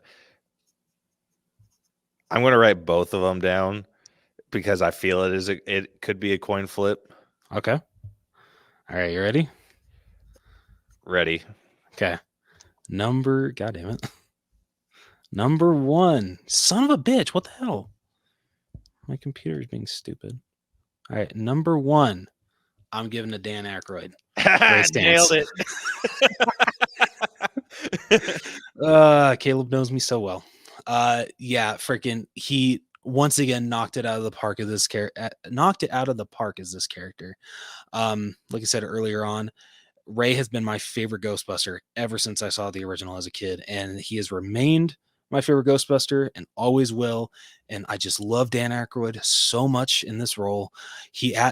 I didn't think that you could add more to this character, but they did it, and they did it flawlessly. Him with, how he wants to spend his golden years, and that scene with Winston, and just how just I don't I didn't take that anywhere. But just his acting is so great here. He truly loves this character, and I love seeing him on screen. This movie reminded me why Ray Stantz is my favorite Ghostbuster. And if we do get a sequel, and I know that I swear that there have been talks about it, I really hope that the OGs come back for one more go around, because I want to see Ray Stantz at least one more time on the big screen. So he is my number one, and will always be my favorite Ghostbuster. Number two, I would give to McKenna Grace, played Phoebe. Dude, 2 for is that 2. right? Biatch. Yeah, dude, you're good. I love it. She was fantastic, just as good as she was in Ghostbusters Afterlife. I love her portrayal of this character, and just her love for science, and just how much you see of Egon in her. It's just so great, and her sassy, sarcastic comments are just so amazing throughout. And I really liked her relationship with Melody, the ghost. That I feel that was actually a really good storyline. Really, really enjoyed that. For number 3, I think that I'm going to give it to Paul Rudd. Son of a bitch. Check that out. Damn, dude. Freaking nailed it. Oh, damn, he's good. In the exact freaking order too. Yeah. I don't know why Holy shit, I put dude. I don't know why I put Ernie's name first. Yeah. He was the one that I was like struggling with, but I figured it was either going to be Rudd or it was going to be Ernie. Fair. Damn, dude, you know me so well. Oh man. Yeah, Paul Rudd, fantastic in this movie. I love seeing him as the one that's just like he's just happy that he's here. He's so happy that he gets to be a Ghostbuster. And throughout, just seeing him like geek over all of this stuff, and just I loved it. Like just seeing him, just especially also interacting with like the OGs, like him starting to sing a version of Home on the Range with Ray. That was just so great, but then they didn't know where else to take it. that was great. Yeah, just he was freaking great. I loved Paul Rudd. Probably more, I think I loved him more in this one than I did in Afterlife. I thought he was even better in this one. Same. And just also like the freaking like him like not trying to say that he's their dad, but like also trying to be there for Trevor and Phoebe, especially Phoebe. Loved that for character moments. That was great. Yeah. I really like that. If I did have to give like probably 4th and 5th, yeah, 4th. Actually, I don't know. 4th is like a toss up between Ernie Hudson and oh my god, what's his name? James Acaster, because I freaking loved him in this. I didn't know anything about him until this movie. I don't think I have seen anything else that he's been in, but I just loved his dry-witted sense of humor. He was great. He was actually a really fun character. I thought he was going to play like cannon fodder for the Ghostbusters. I'm like, okay, like he's not making it. But, yeah. I am sad I'm glad he did. Yeah, I do wish that he was involved in the final fight. It sucks that he got frozen upstairs. Yeah, I mean, it tracks though. They had so many characters to focus on. Like, that's true. It makes sense that they had to freeze some off. Yeah, that's true. So I'd say let's put 4 Winston or Ernie Hudson, and then I'd put him 5. But all right, let's do yours. Mine isn't too dissimilar from yours. I am going to give McKenna Grace top spot. Even though she was the reason for some of the slower parts, I don't think that's necessarily her fault. I think that's just the writing, or more of a story issue than anything. So yeah, I'm giving her my number one. My number two, I'm going to be giving to Paul Rudd. I think he was just a gem of a man. I freaking love him. Like, it just felt like Paul Rudd just showed up to set with no script. Like, that's the vibes he put off, that he was just like the only scripted stuff was the stuff where it was like trying to be the family man. Yeah. Like, that's the only stuff that felt scripted. Everything else just felt like genuine Paul Rudd interactions, and I loved every second of it. My number 3, I actually struggled choosing one. I was between Kumail and who I actually picked, Annie Potts. I thought she was such a high point. I loved her in this. A little bummed that we didn't get the classic like Ghostbusters, what do you want? And it sucks 'cause they freaking like had that scene in the trailers. Like she actually did genuinely film that shit, but it wasn't in the movie. I know, so bummed out that we didn't get that from her. But I did love the gag with it, where where Phoebe answered the phone and she's like, Ghostbusters. Like she struggled, like she sat there for like a while and she's like, do I do it?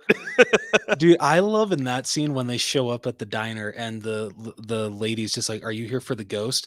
And Podcast just like holds up the trap and Phoebe just points to the symbol on her outfit. Like, yeah, no shit. Dude, like I said, the freaking sass was unmatched. It was so good. It's fantastic. So yeah, I'm giving it to Annie Potts. I love her so much. Yeah, dude. Yeah. And the fact that she got to, it makes me so happy that she got to actually like suit up and wear a uniform in this one. That just Yeah, made me so happy. dude, so good. What are you giving acting? Just like I feel acting was strong across the board, even for like the characters that didn't have that much to do. And despite my problems with some of his character towards the end, Kumail Nanjiani does do a really good job with what he's giving. He's given. So I don't have any problem with his acting. So yeah, acting, I think I'm going to be at a 95. Oh, damn. I'm being a little harsher on it. I don't think the extras improved it that much. And I don't think this was like top form for anyone. But I'm still fairly high. I'm like 87. Okay. Damn, that's a huge difference. I know. It's a wild difference. But that's okay. Yeah. Anyway. Next up, we got character development, which this could easily be done on Phoebe. Yeah. I think it could be done on the Spanglers as a whole, honestly. That's true. That is very true. I mean, think about Phoebe. I loved her character arc throughout. Like, yeah, like it definitely leads to like some of those slower moments throughout.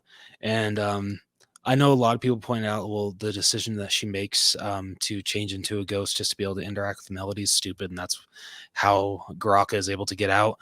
But the fact that Phoebe, like carrying on from the first one, you can tell that she has struggled with relationships, to make friends, all of this stuff.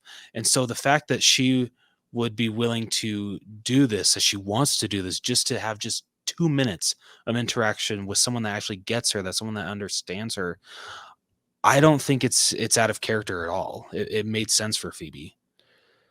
I would agree with that.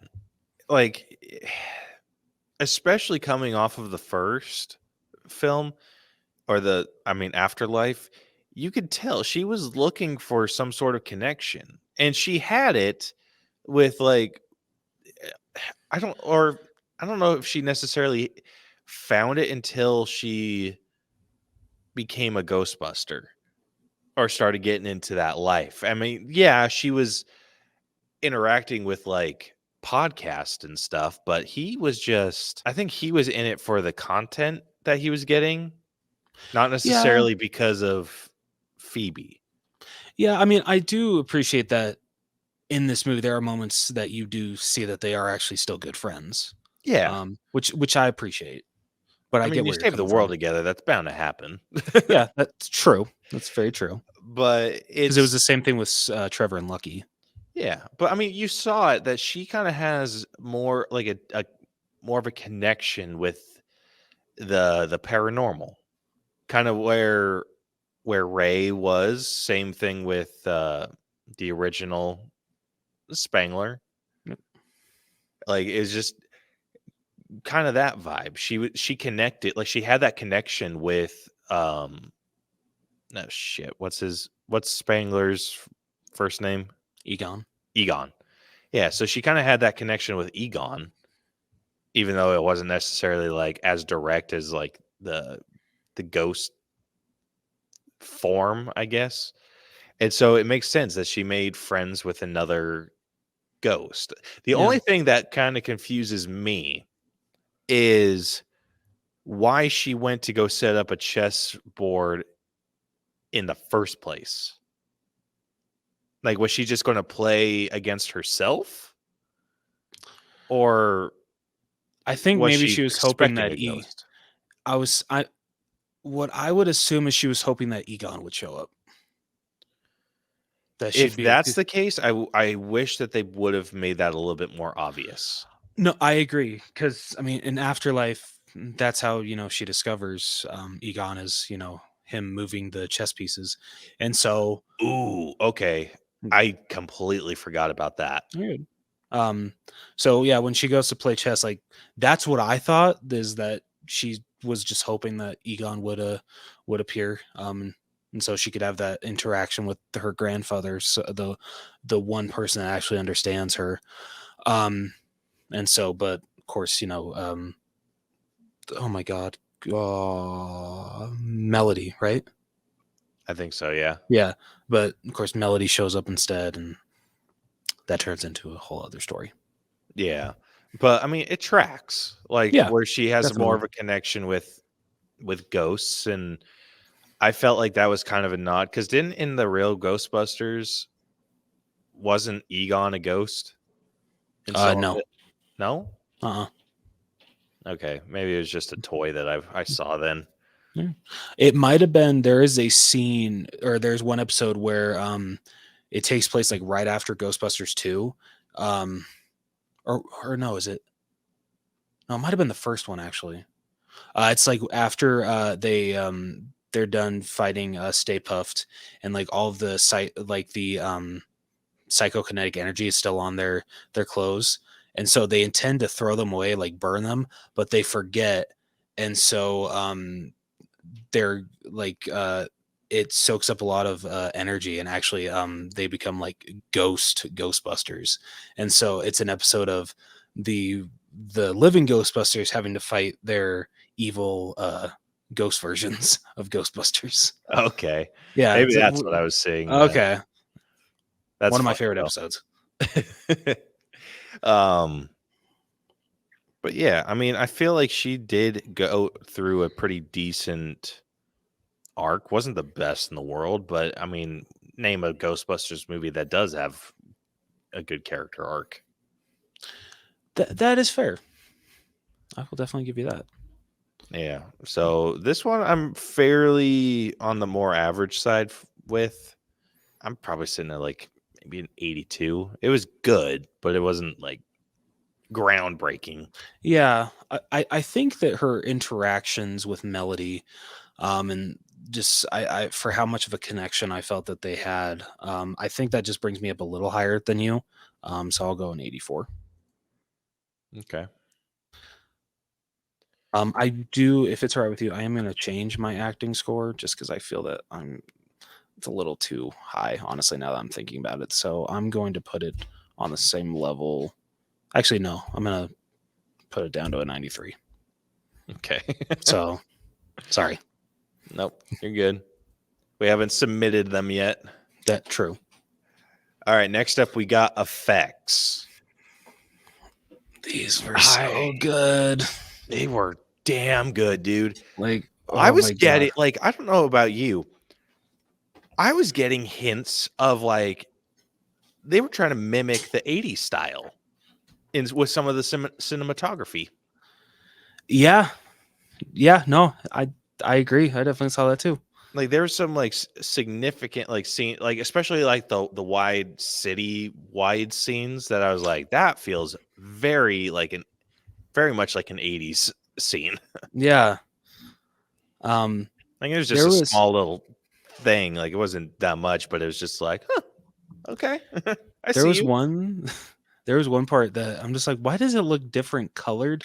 And and I finally realized that on my like my second watch, that's like, duh, Jonathan's because like the lighting of the ice and how it's like iced over inside. It's when they all shoot their proton streams at Garaka.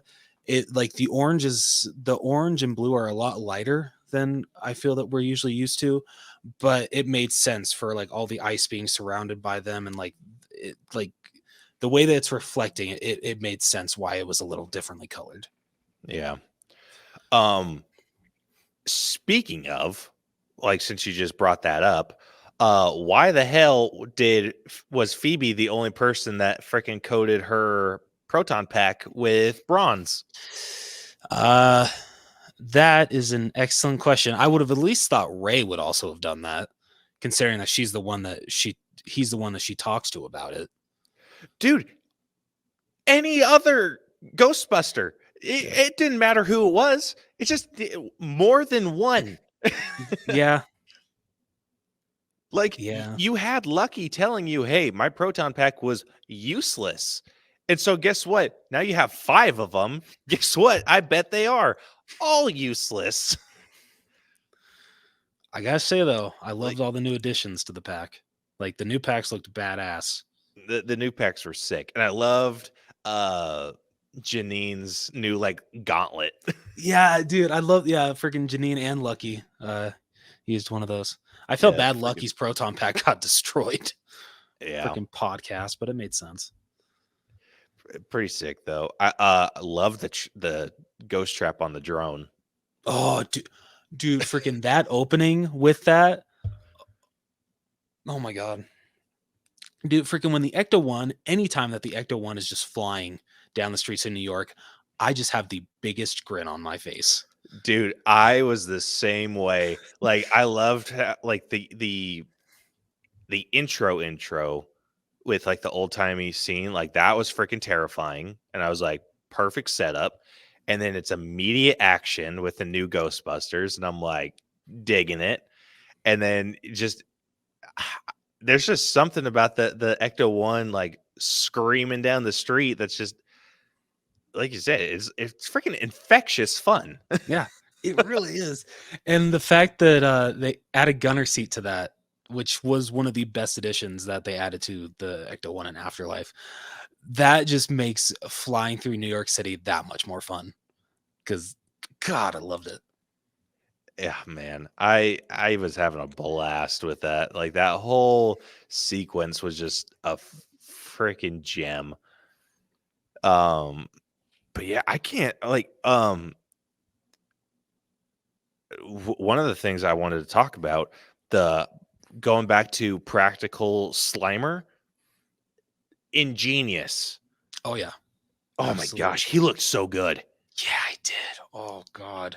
Dude, when I saw like that they went practical with him, I was like, "Oh shit." Like it caught me off guard cuz like all you see is like what is it his hand you see first or like part of his face? So at the first time Trevor sees him, you only see his face first, and then he wakes up. The Okay. second time is you see his hand first when he's trying to grab the Cheetos. Right. Okay. Yeah, I just want to make sure I got that straight, but seeing his face and seeing it being like a practical effect, I was like, "Oh, like it stunned me. I was like, oh shit.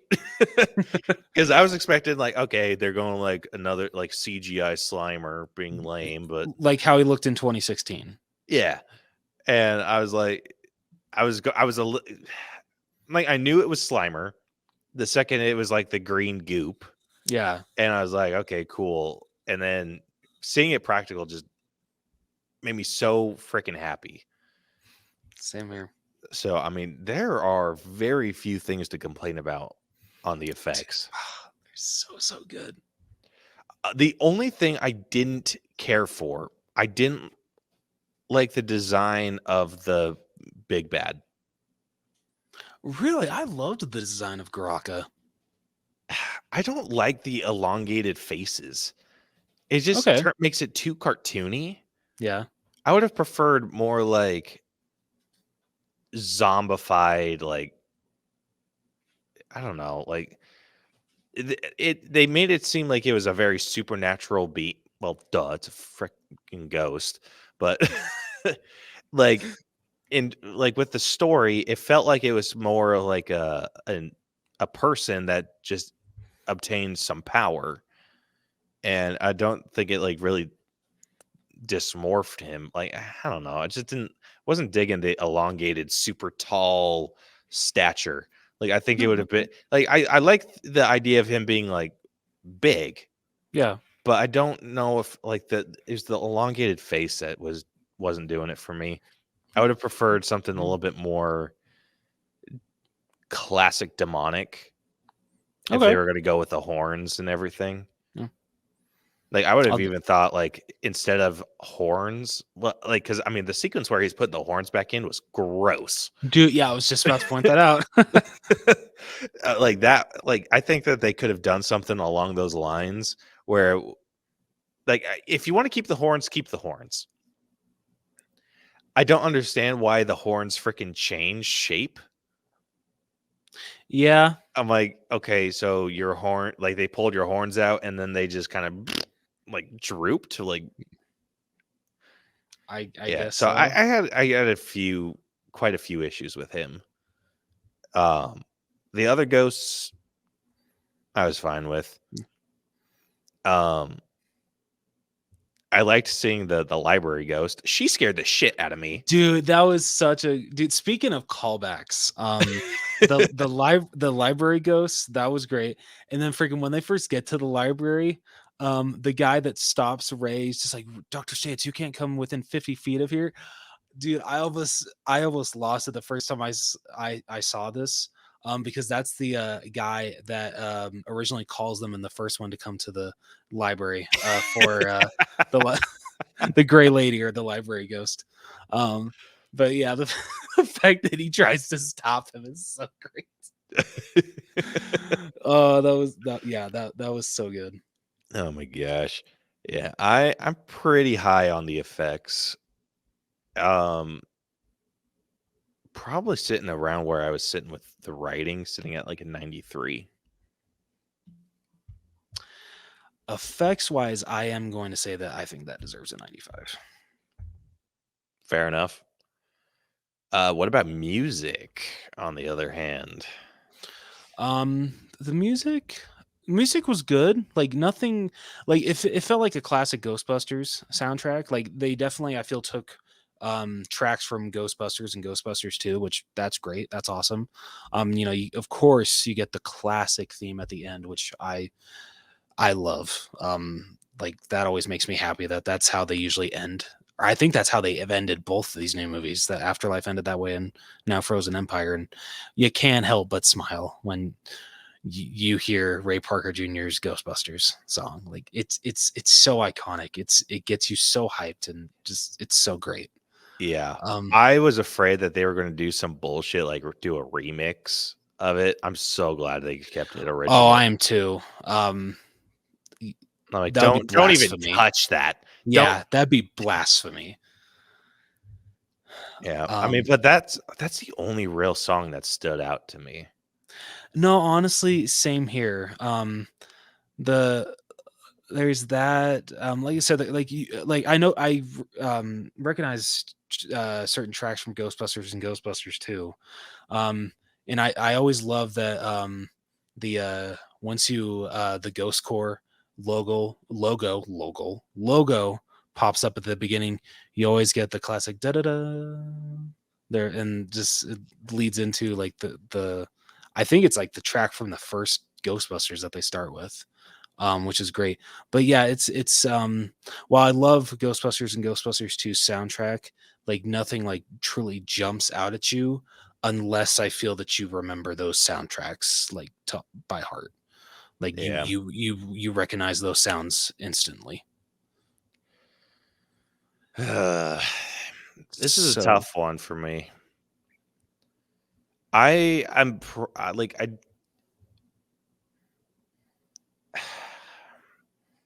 I'm personally probably at like an 8.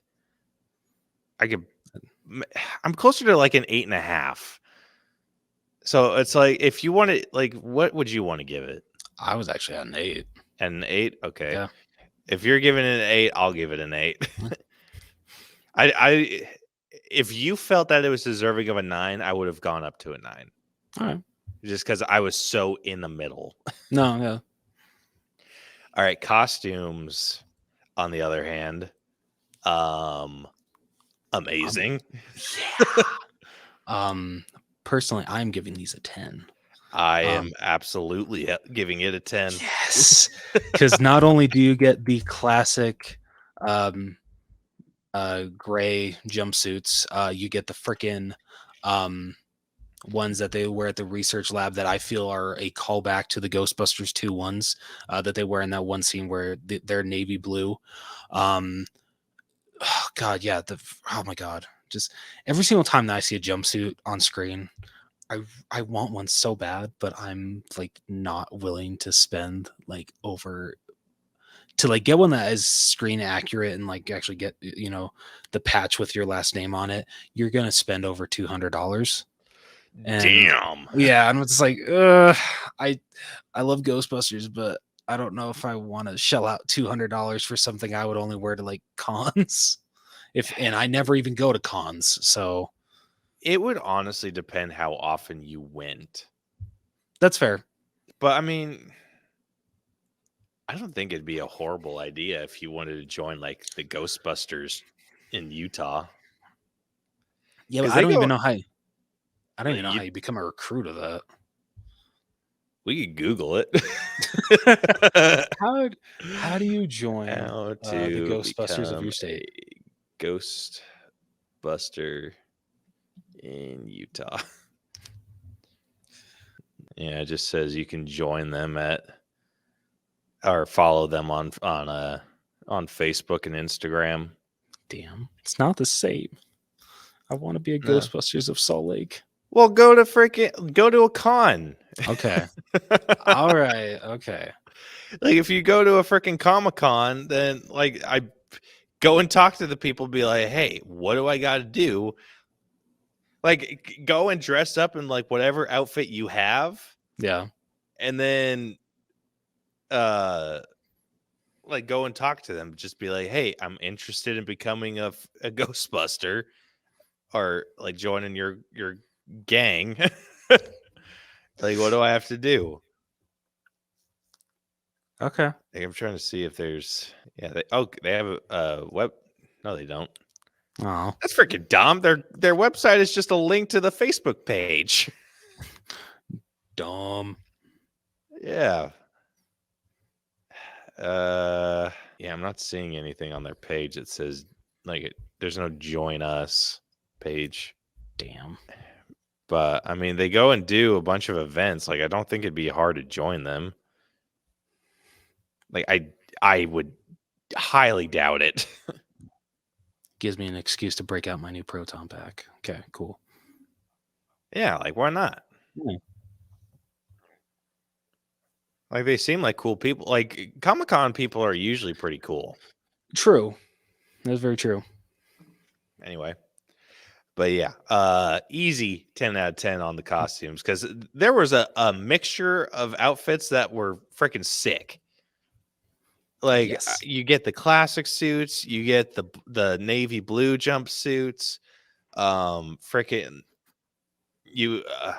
I would even say Lucky's red jacket was pretty sick too. Dude, freaking don't get me started on that. Like, go. So I follow a couple of Ghostbusters fan pages on Facebook. I follow the Ghostbusters podcast that a couple of fans have. It's called Yes Have Some. The just Ghostbusters news. A couple of oh my god, couple of like actual like Ghostbusters that are like part of their state, so like Michigan Ghostbusters, stuff like that. And all of them after this, because when the first trailers came out, they're like, "Oh my god, I got to find the closest resemblance to that new coat." And they shelled out, I think, like a couple hundred just for the coat, and they had to mod it and everything. And everyone's just like, "Yeah, we feel bad for the people that shelled out a bunch of money for literally people to only wear them on screen for a total like 3 minutes." And like none of the OG Ghostbusters even wore one. I mean, you feel bad, but it's also like, yes, but they do wear them. So it is like a canon thing now that they wear them. That's So true. now if you're out going to, especially in Michigan, Yeah. like you need cold weather gear. And if you're going to Yeah, no, it's true. cosplay, you might as well wear something that's like within the canon. Yeah. Like the coats looked great. I freaking loved them. They looked awesome. But just like it's kind of it's a little funny just for how much like back and forth people were with spending so much on the coat. And people like griping people for that actually bought it, and like people saying like, "Oh no, don't buy it." So like people that bought it, you know what? That's awesome. Like it's a great addition to your cosplay. But like I feel bad that for the people that like attack them for that, now they have this ammo. Like, oh, it was barely in it for wasn't even in on screen for 5 minutes. Yeah, I think you have to have a kind of a tough shell if you're going to be into cosplay. That's true. Like everyone's going to freaking rip on you for something. Like even the people that like only do it for fun, like they get ripped on for shit. It's true. Like there is a really good documentary called Ghost Heads that showcases like the fandom of Ghostbusters and people that dress up and everything.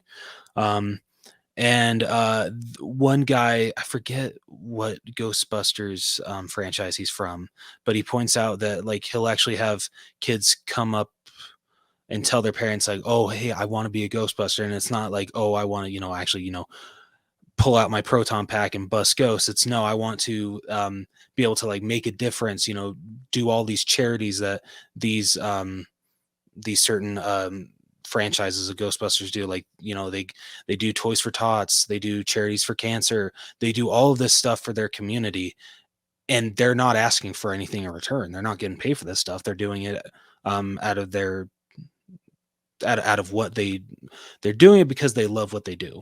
And like honestly, I almost like started tearing up when he said that, because that's awesome. Like I love that a kid says that that's why they want to be a Ghostbuster when they grow up. Yeah, that's freaking fantastic. Ghostbusters, like any fandom, has the potential of making differences like that. Yeah. So it's good that you always get like, especially when it's like your fandom. No, seriously, like I love so much that Ghostbusters is the one fandom I feel that hasn't become toxic. And I really appreciate that. Like from the interactions that I've had, no one has knocked me down at all. And I haven't seen people really knock anybody else down. They all love this franchise for what it is. They love these characters. They love this story, and just they want to build everybody up. And yeah, it makes me really happy, because I look at other fandoms, like sometimes. So unfortunately, Marvel can be toxic with their fandom. Halloween especially is toxic with their fandom, but Ghostbusters is the fandom that I always come out thinking I'm glad to be a part of a fandom for this. I love being this big of a fan of Ghostbusters. Yeah. All right. Last up, we got our own personal scores. So who do you want to take this first? I'd love to hear your thoughts first, if you're cool with that. Okay. I Really enjoyed this movie. I wouldn't say it had like I feel like my expectations were pretty like reasonable. Like I was expecting this to be on the same level as Afterlife, and I think they nailed it.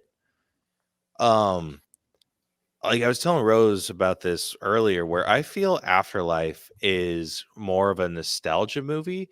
This had more of an original story. Didn't rely too heavily on nostalgia. It still had it, but it didn't rely as heavy on it. And I think that was a big benefit to the film overall. So where I enjoy the nostalgia of Afterlife more, I prefer the story in this one. And the cast was fantastic. The writing's fantastic. All if not very few of these jokes don't hit. Um, but I found it to be a really good time. And as someone that's not super big into Ghostbusters, how big I was smiling at the end, and just anytime the Ecto One was just blasting off, like it's infectious. Like you can't help but freaking have a shit eating grin on your face when that's all happening. And I think it helped that there was like some scary elements to it. Like there was a lot going for this movie, and I had a great time with it. Um, I'm personally probably sitting around maybe an 86 for my own score. Not bad at all. Um, yeah, like literally agreeing with everything Caleb said. I had such a great time with this movie. After Afterlife reigniting the franchise, I was a little afraid that they wouldn't be able to keep up the momentum, but they're doing a great job. And I really hope that this movie is successful, that we can get a third movie, because I want this franchise to go as long as it can. Um, this franchise means so much to me. It's my favorite franchise. Ghostbusters means so much to me. And this movie just reminded me why that is. The OGs are fantastic in this. The new characters are great in this. The story moves along at such a great pace that I feel that you're never bored. It never drags. I do have, I have a problem with one specific character, but that character doesn't drag it down for me. I love every other character in this movie. The new gadgets that they get in this are great. Everything that this movie adds to the Ghostbusters lore is just great, and I truly love what Jason Reitman and oh my god, how am I forgetting his name? Um, I feel like an asshole because I just talked about him. Uh, guys, uh, Gil Kenan. God, wow, I can't believe I forgot his name. I love what they were able to come up with to continue the Ghostbusters story, to continue the Spengler story. Yeah, they just did such a great job, and like honestly, so like I said earlier, I've seen this movie 6 times now, um, and I love it more and more each time. And this actual last time, I caught myself as the movie ended and it says for Ivan, I caught myself crying happy tears actually, because just I loved it. It was so good. Um, so with that, because I do have some problems with it, even though like I love this movie, I do have some problems with it. I can't bring myself to put it in the 90s actually, and so I'm just going to be bare bones at the end at an 89.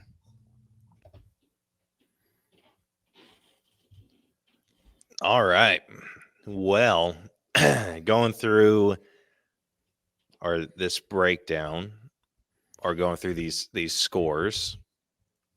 Starting off with story, we are sitting at an 86.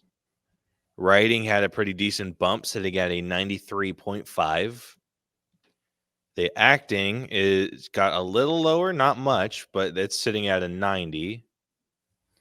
Character development is sitting at an 83.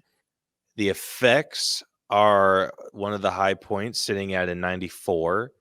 Music is sitting at an 8 out of 10. The costumes are sitting at a very sturdy 10 out of 10. And then our personal score ended up averaging out to an 87.5.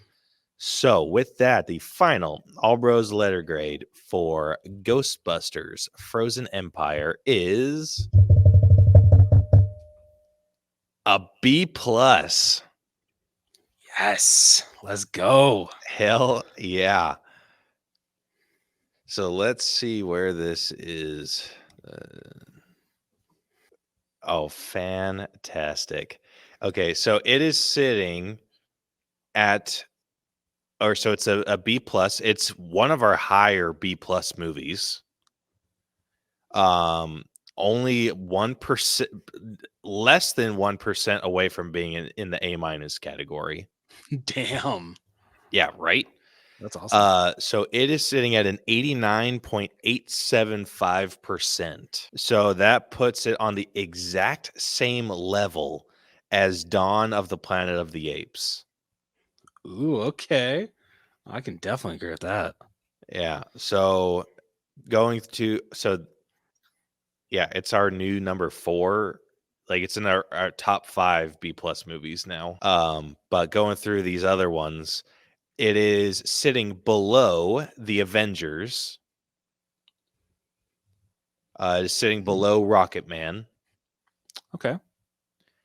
It is below The Matrix, and now we're in the A minus range. It is below Guillermo del Toro's Pinocchio. Okay. It is below Soul. Okay. And it is below Us. Okay. Going the opposite direction, it is sitting above Elf. It is above Ghostbusters Afterlife. Oh shit. Okay. Dude, it is a super small. It is 0.1 exactly.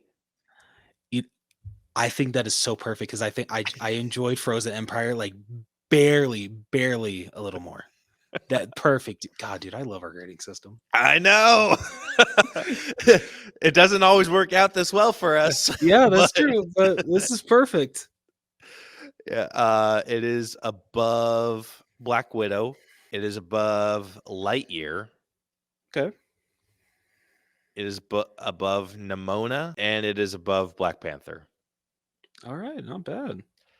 Very decent home. Yeah. And I'm I so love it. glad that it touched where the Ghost or Afterlife was. Yeah. Dude, that makes me so happy.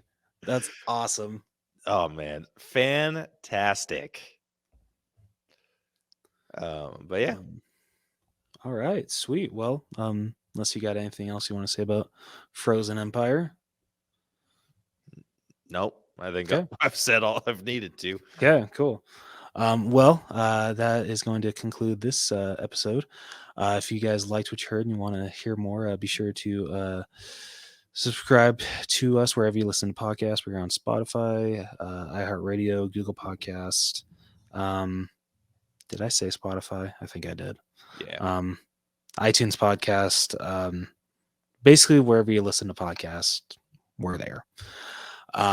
You can find us on all social media. We're at Facebook, Twitter, Instagram, and TikTok, all at the All Bros. And you can either find all of our content there, or you can message us with any episode ideas you have. So you could do that. Or if you want to get into contact with us through email, you can find us at the allbroschannel@gmail.com. If you want to check out our merch store, you can do so at tpublic.com/user/the All Bros channel. Or you could also check out our website, the All Bros channel. Was it? Oh my God, wait. tinyurl.com/user/the All Bros channel. Nailed it. But yeah, next week we'll be breaking down the best picture winner. It's going to win Madam Web. We'll be breaking that. You got everyone's like, oh, like they're gonna be doing an Oscar. Nope. Well, I mean, we already broke down the best picture winner, Oppenheimer. So, Yeah. Yeah, so we'll be reviewing Madam Web next week. I'm so excited. Probably for the wrong same reasons. here. I know. Dude, just wait. If I end up like enjoying this movie even a little, my expectations are so low. If it's at all good, I'm gonna be like, it wasn't bad. Dude, my expectations were low too, and I still hated it. Dude, there were like, honestly, I wish that me and my buddy Ryan were the only ones in the theater, because I wish we could have, because like a couple times like we leaned over to each other and we're just like, what the fuck was that? But like I wish that we were the only ones in there so we could actually just literally just bash the whole freaking movie throughout. So very excited for that one next week, if you guys Yeah. can't tell. So yeah, definitely look forward to that one. But until then, this has been the All Bros Podcast. I'm Jonathan. And I'm Caleb. And we will catch you guys next week. Shalom. Deuces.